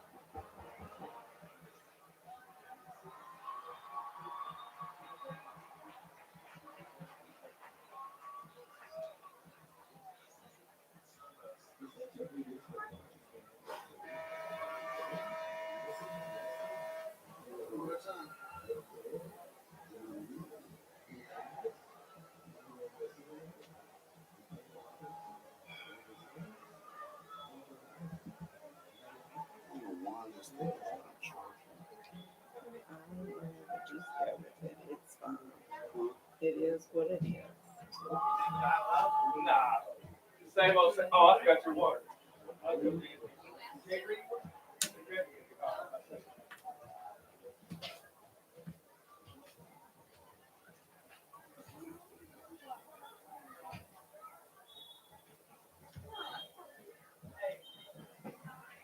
Tyler, here. This is the one I use. No.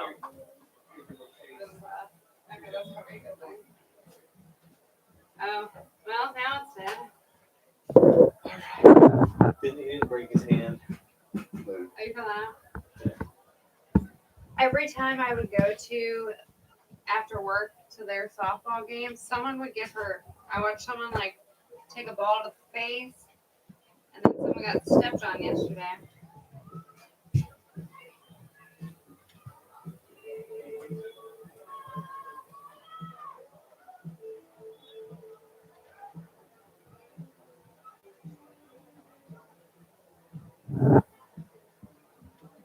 Yeah, it's not showing that it's charging.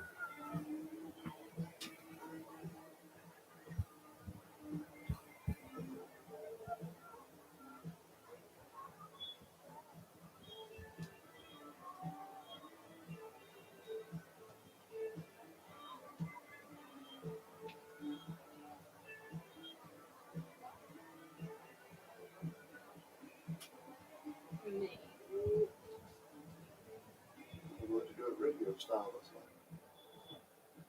Welcome to the radio network. Mm-hmm. You know you're watching on radio? Too bad.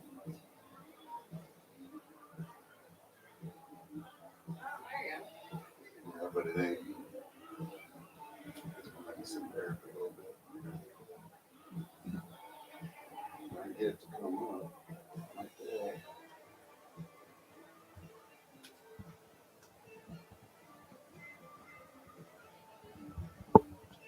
These things.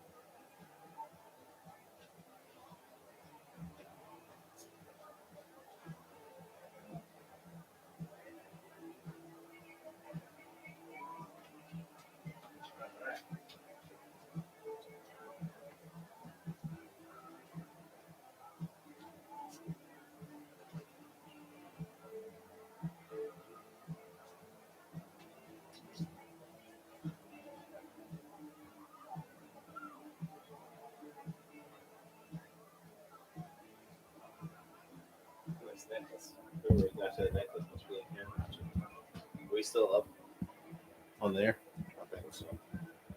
All right. Are we unmuted? Okay. Can you hear me? Yeah. Hi, ladies and gentlemen. We are back here at Joe Barrow Stadium for the second half, and it's going to be the Warriors kicking off to the Yellowjackets. We are sorted down, and it's going to be a touchback for the Warriors. So until we can get the iPad back up, we're going to have to be doing radio Yeah, style. welcome to the D'Iberville Radio Network, streamed live on YouTube. Hopefully, y'all can still hear us out there. Yeah, I just want to. I don't know if I can do my old timey 1945 50s radio voice, but I will not do that and spare you all. So it'll be 1st and 10 for the Yellowjackets at their own 20-yard line.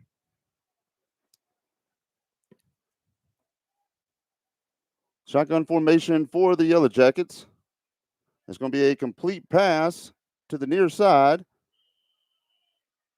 And it looks like a number 33, Corey Howe with the tackle. So bring up, it's going to be a first down for the Yellowjackets at their own 31-yard line. Yeah, talking to the coaching staff as they were making their way back up here to the press box, I asked if anything dialed up, anything different. He said, no, it was a pretty solid game plan. We're just going to keep putting the pedal to the metal and get out of here with a victory, hopefully. So shotgun formation for the Yellowjackets. Little quick dump, and it's going to be an incomplete pass. So to bring up 2nd and 10 for the Yellowjackets. Yeah, just kind of rushed the throw there in the quarterback. He had the running back on the swing pass there wide open, little LaShawn McCoy swing action on the right side there and just kind of gunned it at him when he didn't need to.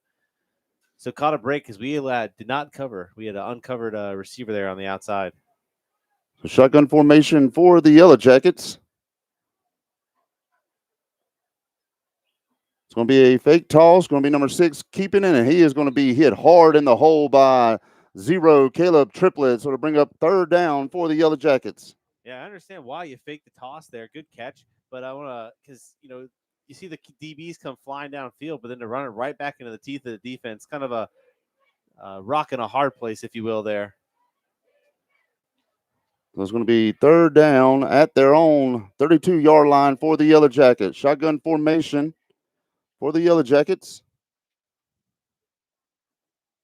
Number 6 is dropping back to throw. He's got an open swing bubble over there, number 7. He's finally going to be ridden out of bounds over there near the Yellowjackets sideline.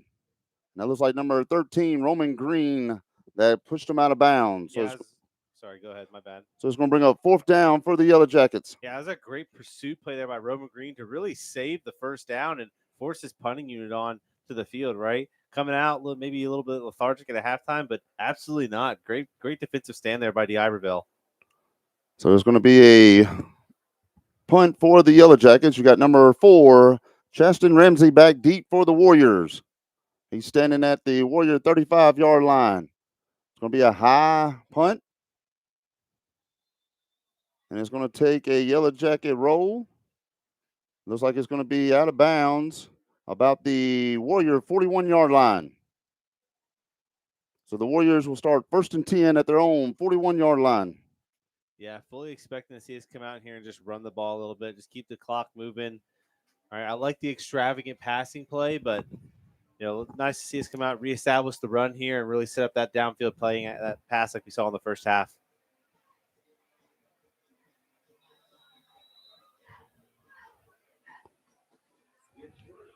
I don't have nothing up to it. Here we go. Yeah, see full double wing formation here. It's going to be a give to number 5, Johnson, around the left side for the Warriors.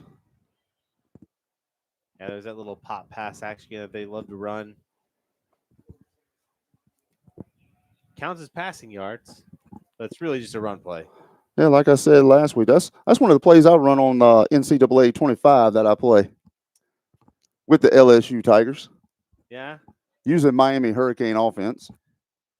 With the LSU offense? No, I use the Miami Hurricane offense. Yeah, LSU got a big game this week. They do. They play Vandy tomorrow at 11. Yeah, the Commodores are not the Commodores of old. Number 3, Wally takes off running. And He's got some room. that's a He's at the touchdown. 30. He's at the 20. He's at the 10. Touchdown, Warriors. That's number 3, Wally, with the touchdown for the Warriors. Yeah, that's just an athlete being an athlete out there. Pretty much untouched for that big long run. And if you're St. Martin, that's a back-breaking opening score for D'Iberville.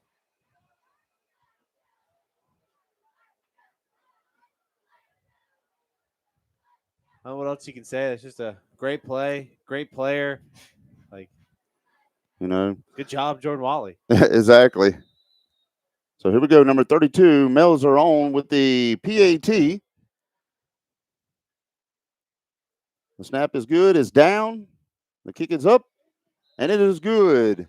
9:28 left in the third quarter. The Warriors 26, the Yellowjackets 3.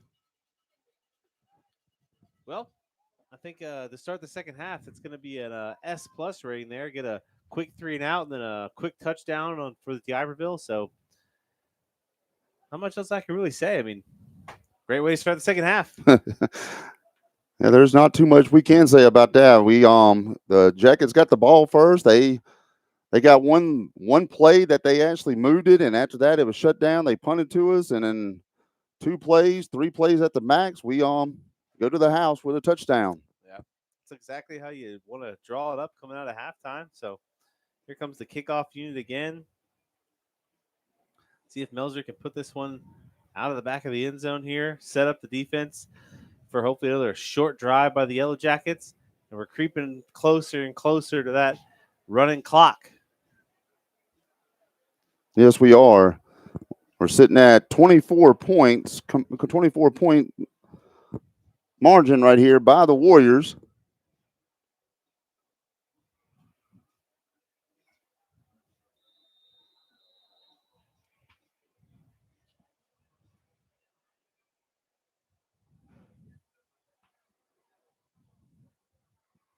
So here we go. Number 32, Melzer on to kick. It's going to be a high booming kick. And it is going to be a touchback once again for the Warriors. So it'll be 1st and 10 for the Yellowjackets at their own 20-yard line. And here comes the defense, right? Still keeping all the starters out there, not subbing anyone out yet because there's still a lot of time to play left in this game. Can't take the foot off the gas here for the D'Iberville defense. Shut this down again, and that'll essentially probably put a wrap on it for St. Martin.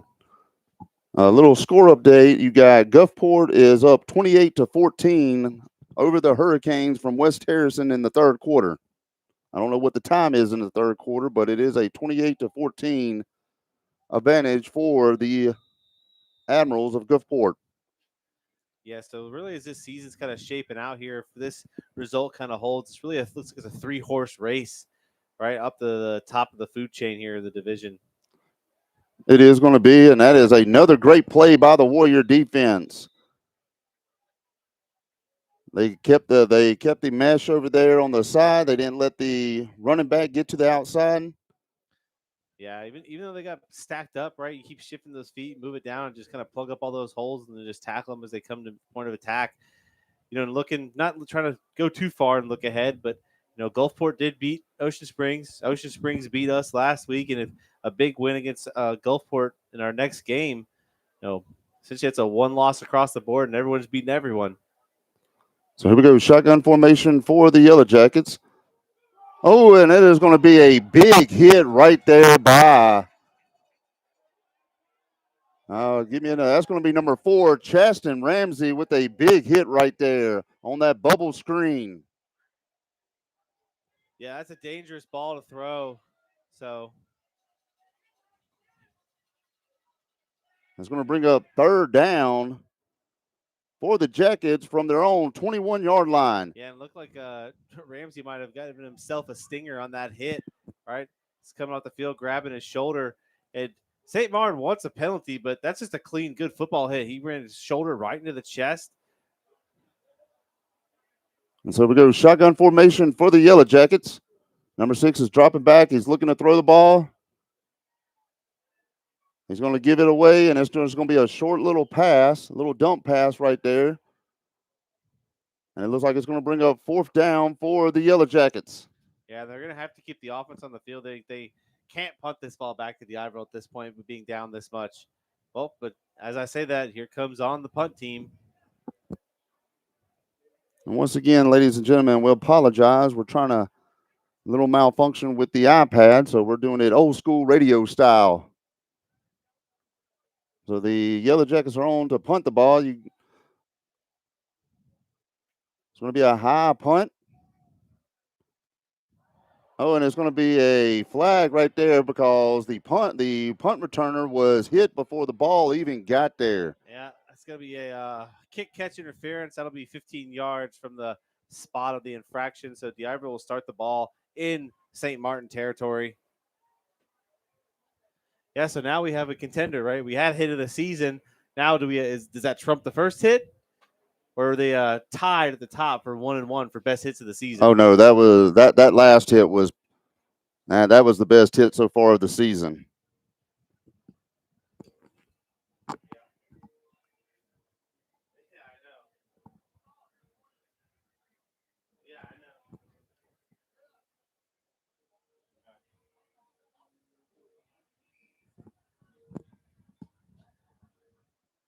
So not sure what the officials are trying to figure out here, but I'm talking about it was a shut the door type penalty right there. Yeah, pretty textbook. There they go. Yeah, and the thing too is, I guess best hit of the season, considering both those were both Chasten Ramsey. So he's got the number 1 and number 2 spot, and I guess we'll let him pick which one was his favorite one. So to be 1st and 10 for the Warriors at the Yellow Jacket 44-yard line. Yeah, and you see those hits, and some people that have maybe never played the game, or it's been a hot minute since you have played, is those you remember those, right? Those are kind of putting the fear in you, making sure you're not going to get your head taken off when you're afraid to catch a pass now. Coming out in 5 wide, 4 wide.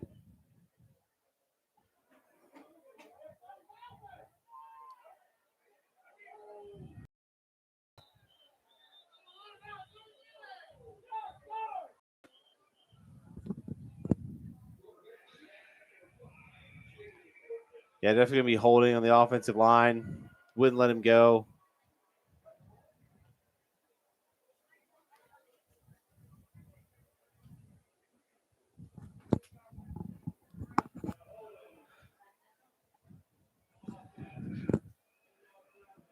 Yeah, unfortunately, right? Eyes came down a little bit early to take off and run because he had 2 wide receivers that they could have just fought over who's going to catch the ball. They were both standing wide open at that A in the middle of the end zone. So it's going to repeat 1st down at the Warrior 42-yard line.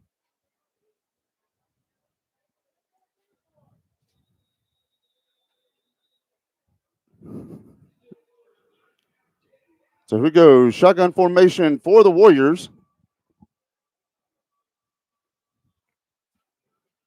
It's going to be a handoff. There's going to be a keeper by number 3, Wally. And he's going to get about 2 or 3 yards right there. So it'll bring up 2nd down for the Warriors. Nice throw there by the official. Threaded the needle in there. So it'll be 2nd down for the Warriors at their own 47-yard line. 7:15 left in the 3rd quarter. The Warriors 27, the Yellow Jackets 3.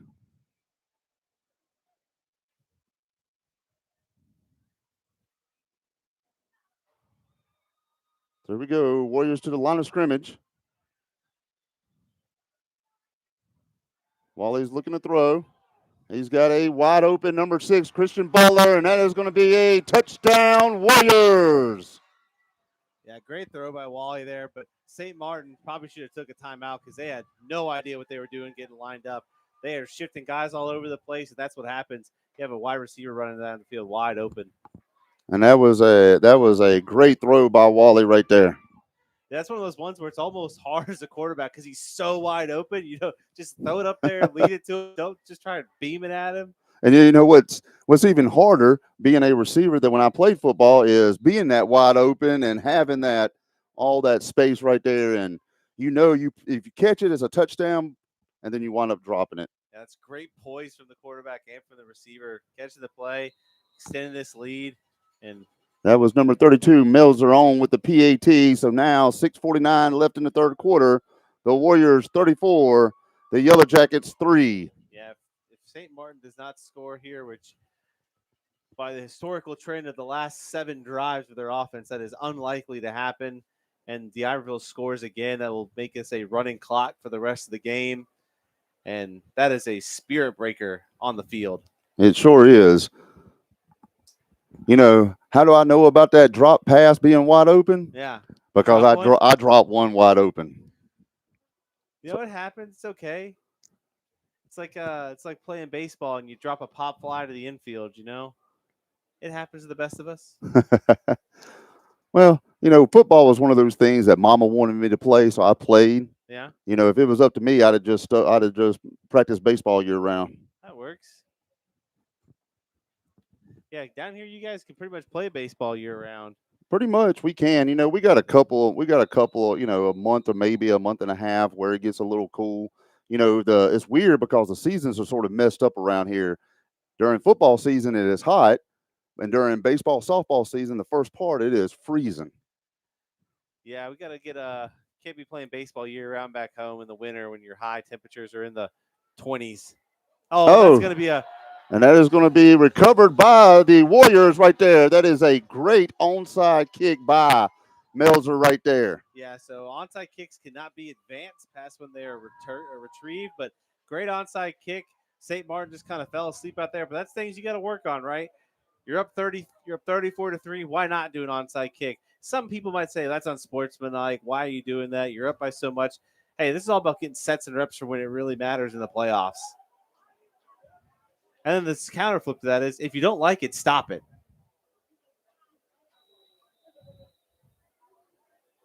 Yeah, it looks like going live here. I know you're a big Miami Hurricanes guy, but they are losing right now to the Louisville Cardinals. So they're going to need a rally to pick that game up for the number 2 Hurricanes. They sure are, because if not, they're going to move out of that number 2 ranking, and that's number 5, Jalen Johnson, on a give to the left side, and he has got some room, and he is going to be finally brought down at the Yellow Jacket 10-yard line. Yeah, I'm going to need Miami to go ahead and win that game as a Kentucky Wildcats fan. I root for nothing for Louisville. I hope they lose everything at all times, which in the state, if you're not from there, not a popular opinion. Some people also root for Louisville because they're an in-state school. I am not one of those people. Hope they lose everything always. That's sort of, you know, believe it or not, you know, I guess down here in Mississippi, you know, we got 3, I guess, D1 programs down here. There for a long time, Southern Miss used to be a team to contend with. Shotgun formation for the Warriors. Number 3, Wally looking to throw. And it's going to be a touchdown, Warriors. Give me a second, folks, and I'll get you the number. But that is a touchdown, 14, Warriors. 14. That's number 14. That's a pass for number 3, Wally, to number 14, Jay Allen. Yeah, now that clock's just going to run on St. Martin. And I mean, they looked pretty good coming out in the start of the game here. But it's just too much, right? It's where it's just that class, that coaching, and the talent of D'Iberville just too much for these St. Martin Yellow Jackets to handle. So the PAT is up, number 32, Meltzer. It's and blocked. is blocked. And that is going to be no good. So with 6:12 left in the third quarter, the Warriors 40, the Jackets 3.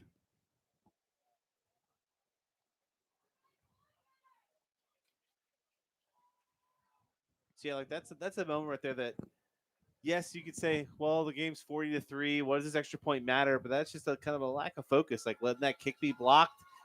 Like, come on, guys, stay sharp.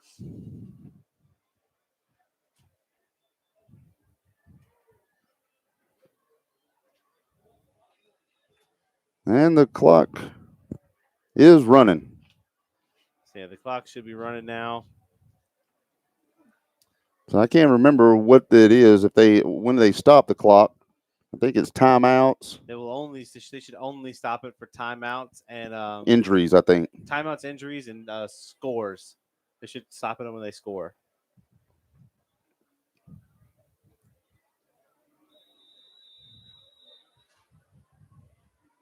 So here we come. Melzer, number 32, is going to be kicking off for the Warriors.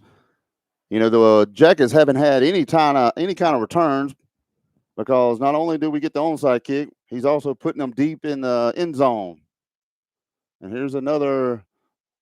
It's gonna be a high. This is gonna be a returnable ball now. And that's going to be number 2 with a return. And 1, 2, 3, 4, 5. The Iberville Warriors there, completely just unblocked by St. Martin. And that's going to be number 2, Jakedrick Lewis, was the first man down there before the troops came down there for him. Yeah, and as you can see now, some of the other players here for the Iberville getting some time. So it'll be 1st and 10 for the Jackets at their own 15-yard line. Which is good, right? Because it's depth and reps, right? You never know when your number is going to be called. So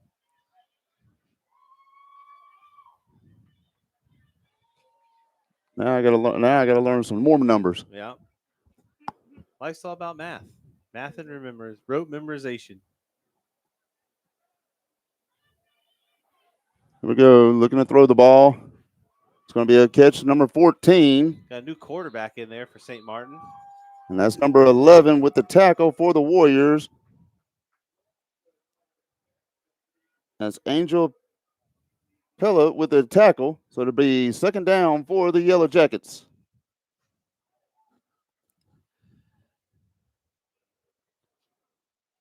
.404 left in the third quarter. The Warriors 40, the Yellowjackets 3. Ooh. And that's number 19 with the carry. He's going to be brought down by number 29 for the Warriors, which is Flowers. That's number 29, Flowers, for the Warriors. Nice little juke step there from the new quarterback coming in for St. Martin. You don't want to see that one on film. Just see your ankles broken on the middle of the field. So it'll be 1st and 10 for the Yellowjackets at their own 27-yard line. Number 19 is looking to throw the ball. He's going to give it off to number 10. Number 10's got some room on the other side. And he's going to be hit hard by number 4, Chaston Ramsey. And there's a flag on the play.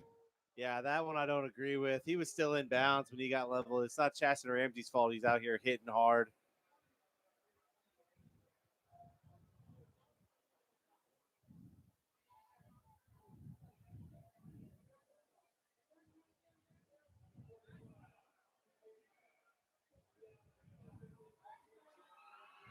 So they said it was a face mask against D'Iberville. Yeah, but you see the downside of that running clock. I mean, they got the ball kicked off for them with about 5 minutes left to go, and now we're almost under 3 minutes here in the third quarter. So it'll be 1st and 10 for the Yellowjackets at the D'Iberville 35-yard line.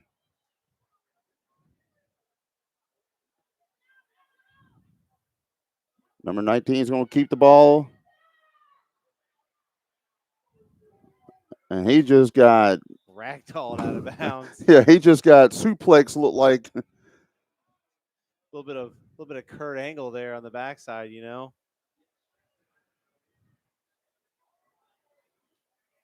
So to bring up 2nd down for the Yellowjackets.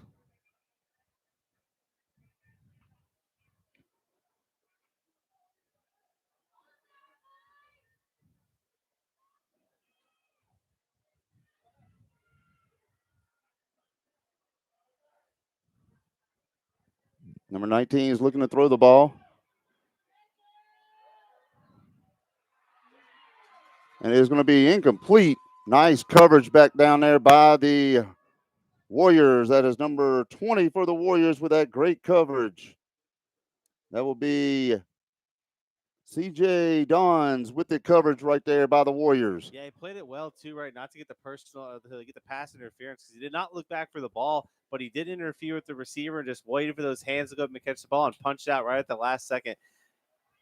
So it's 3rd down for the Yellowjackets. Number 19 is going to keep it for the Yellowjackets. And he's finally going to be brought down by number 25 for the Warriors, DeAndre Hunter. That's just going to give this is going to be a 1st down there for St. Martin. So it'll be 1st and 10 for the Jackets at the Warrior 22-yard line.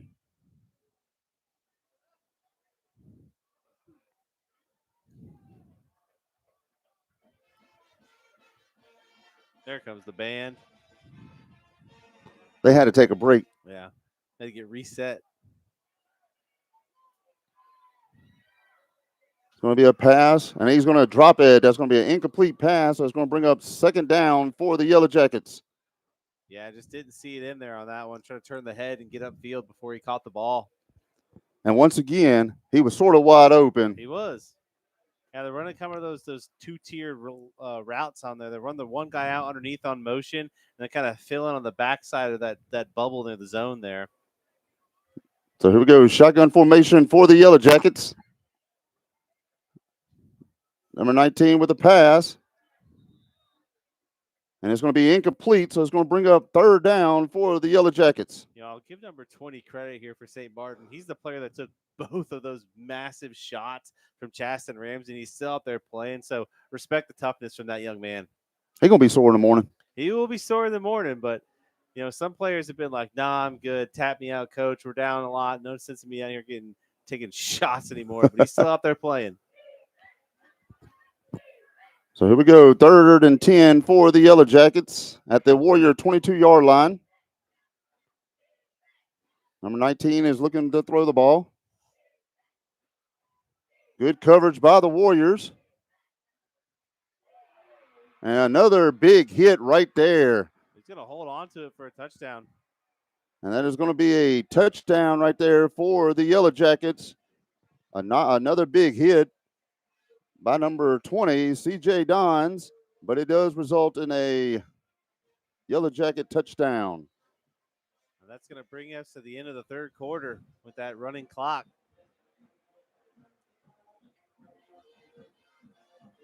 So at the end of 3, the Warriors 40, the Yellowjackets 9. On for the PAT is number 33 for the Yellowjackets. It's down, it's up, and it is good. So the Warriors 40, the Yellowjackets 10.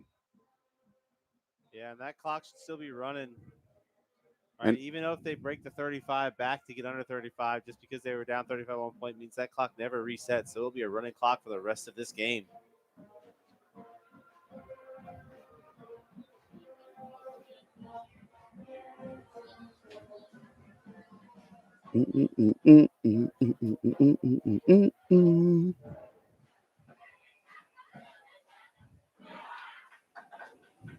Let's see if we got an updated score with the Gulfport West Harrison game. Looks like we lost the video feed on the iPad again. The battery went out again. How's that Harrison Central Biloxi game? I haven't found the score for the Harrison Central Biloxi game, but the Gulfport West Harrison game is 42-14 Gulfport in the 4th quarter. But they started blowing it up here, kind of similar to this game, right? Kept it close a little bit, then came out in the second half and just absolutely blown the doors off them. See if I can find this Biloxi score for us. So the Yellowjackets are kicking off to the Warriors after that Yellowjacket touchdown.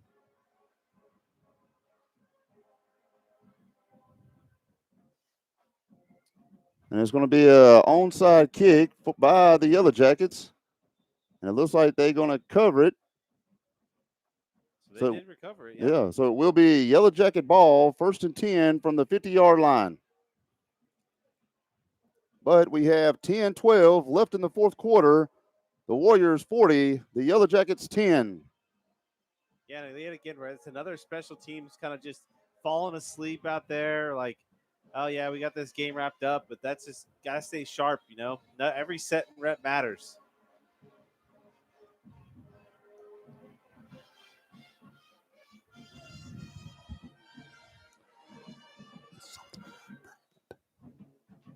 Yeah. Still got big CC Cooper and Caleb Estrada in the game here for the defensive line. Number 19 is going to drop back to pass. Good coverage by the Warriors. He's going to finally give it up to the out man, the bubble guy, and he's going to be finally brought down there at the St. Martin sidelines. Yeah, number 25 and number 8 just gang tackle him there, roll him down to the ground. So to bring up second down for the Yellow Jackets.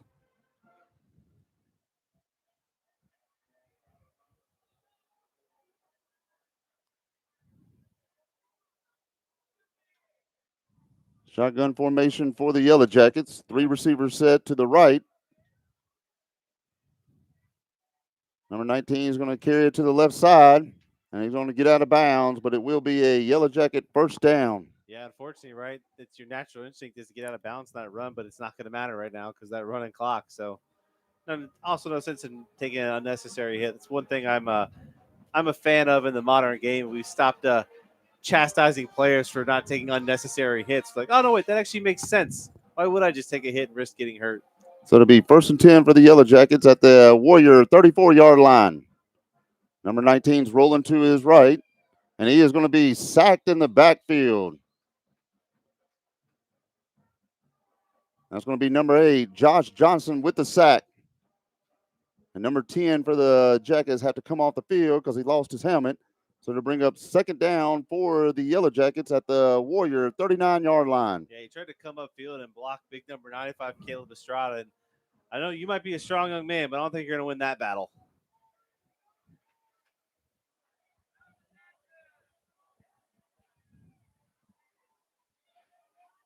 So we go shotgun formation for the Yellow Jackets.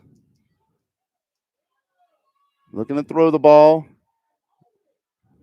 Number 19 is going to take off. He's going to break one tackle. And he's going to be finally ran out of bounds over here at the D'Iberville sideline.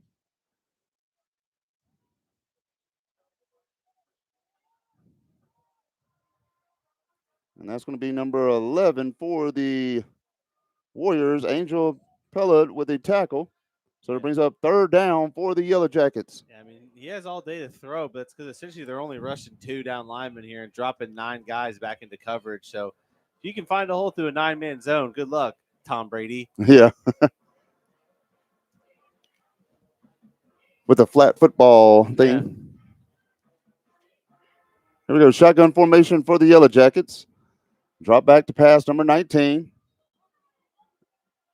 He's got a man. It's going to be an interception by the Warriors. Number 11. That's number 11, Angel Pella with the interception for the Warriors. Yeah, there's where that 9-man zone coverage is tough, right? His receiver was open, but he just never saw him.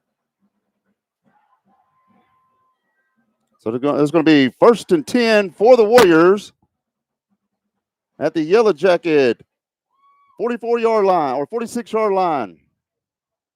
Yeah, as your clock's running down under here under 6 minutes. So you got another new offense out there for the Warriors. You're going to have number 9, Ulmer, at quarterback for the Warriors.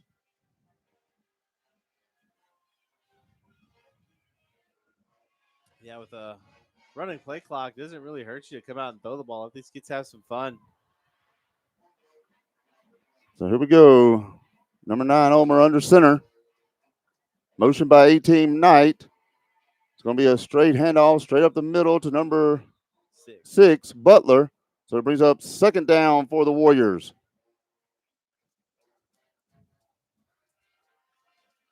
The clock is at 5:22 left in the game. The Warriors 40, the Jackets 10.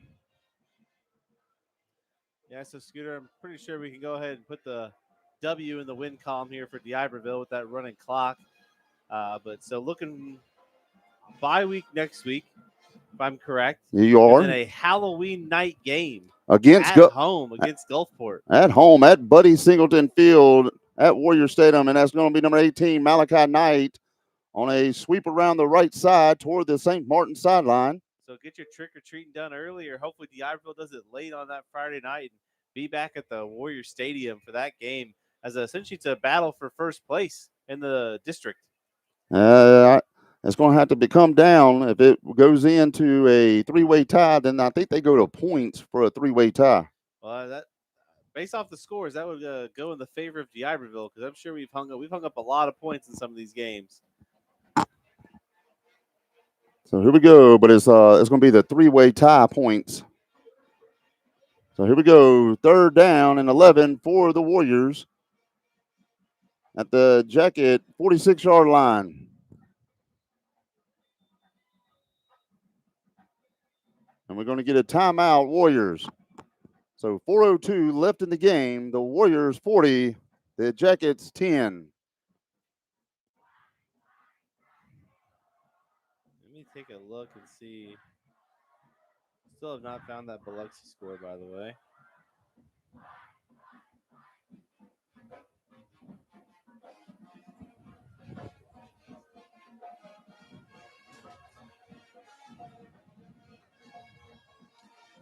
Yeah, Gulfport will be at home next week against Biloxi. So the next two opponents for D'Iberville both will be playing each other on the bye week. So would not be surprised to see some of these D'Iberville folks make their way over to Admiral Stadium in Gulfport to watch that game. And who they got next week? They're at home against Biloxi. Oh yeah, that's going to be another. So shotgun formation for the Warriors. Number 9, Omer. Pass to number 23. Yeah, it's going to be a block in the back there by number 53 or a holding, whichever one they want to call. But a little bit of razzle dazzle, right? Run the play the other way and throw it back to the other side. I like that play call from D'Iberville. And that was a complete pass to number 23, Aiden Ladner. Yeah, but it's going to be holding by number 53 on the offense on that one. Just wouldn't let the linebacker go.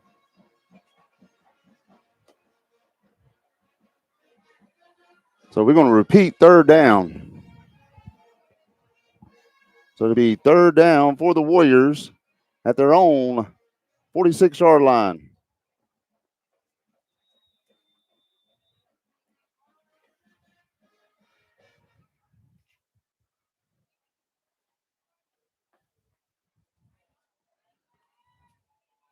Three minutes left in the ball game. The Warriors 40, the Jackets 10. Shotgun formation for the Warriors. Number 9, Omer looking to throw. Nice ball, looking for number 28. And it is going to be caught for a Warrior first down. That is a complete pass to number 28, Isaiah Smith. Yeah, and you see the sideline going wild there, calling the head tops, which is very warranted. Great catch, great pass. Let's go put another touchdown in, put the exclamation point, the bow on the present, whatever you want, icing on the cake, whichever metaphor you like. So here we go, shotgun formation for the Warriors. They're inside the red zone.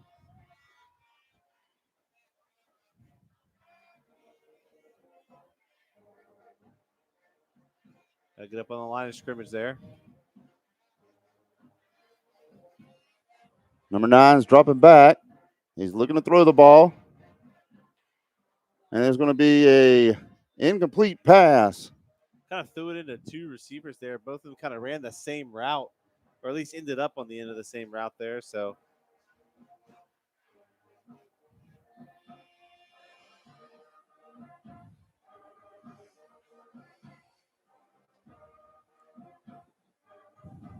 Tick, clock, tick. yeah, let's get under 90 seconds left to go in the ball game here. No need to be in a rush. Take your time. Just see this one out. So here we go. Shotgun formation for the Warriors. Number 9's dropping back. Quick pass to number 17.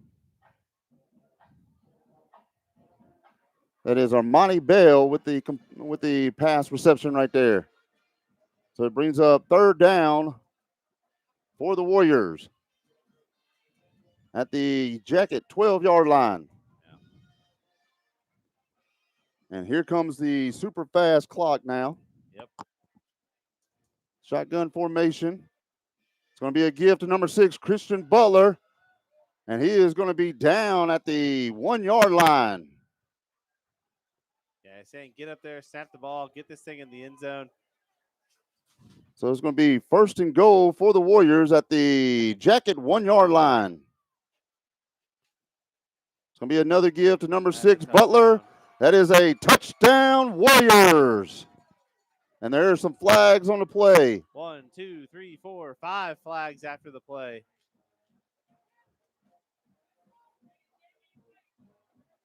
And there, 6. yeah, there's another one. I'm waiting to see hats flying.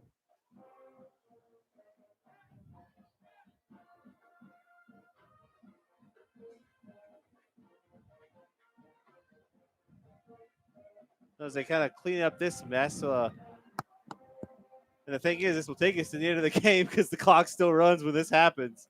Exactly. And that is going to be the ball game, folks. The Warriors 46, the Yellowjackets 10. Yeah, great win there for D'Iberville.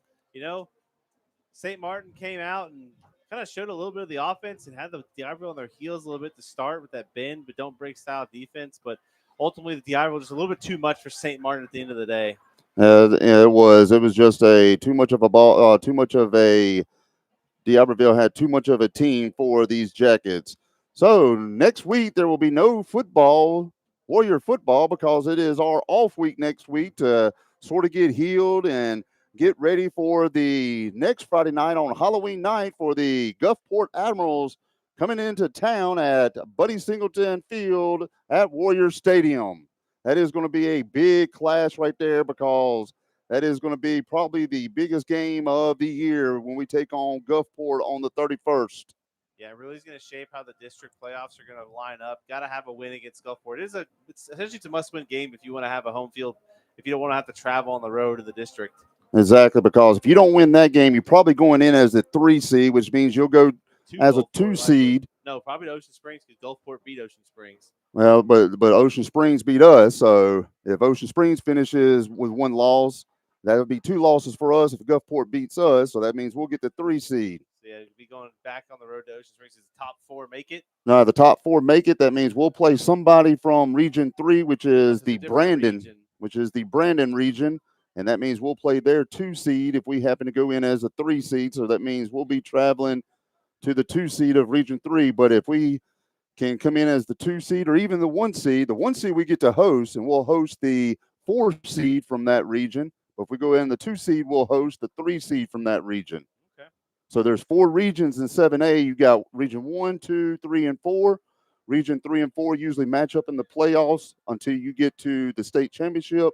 Region 1 and 2 match up until you get to the state championship.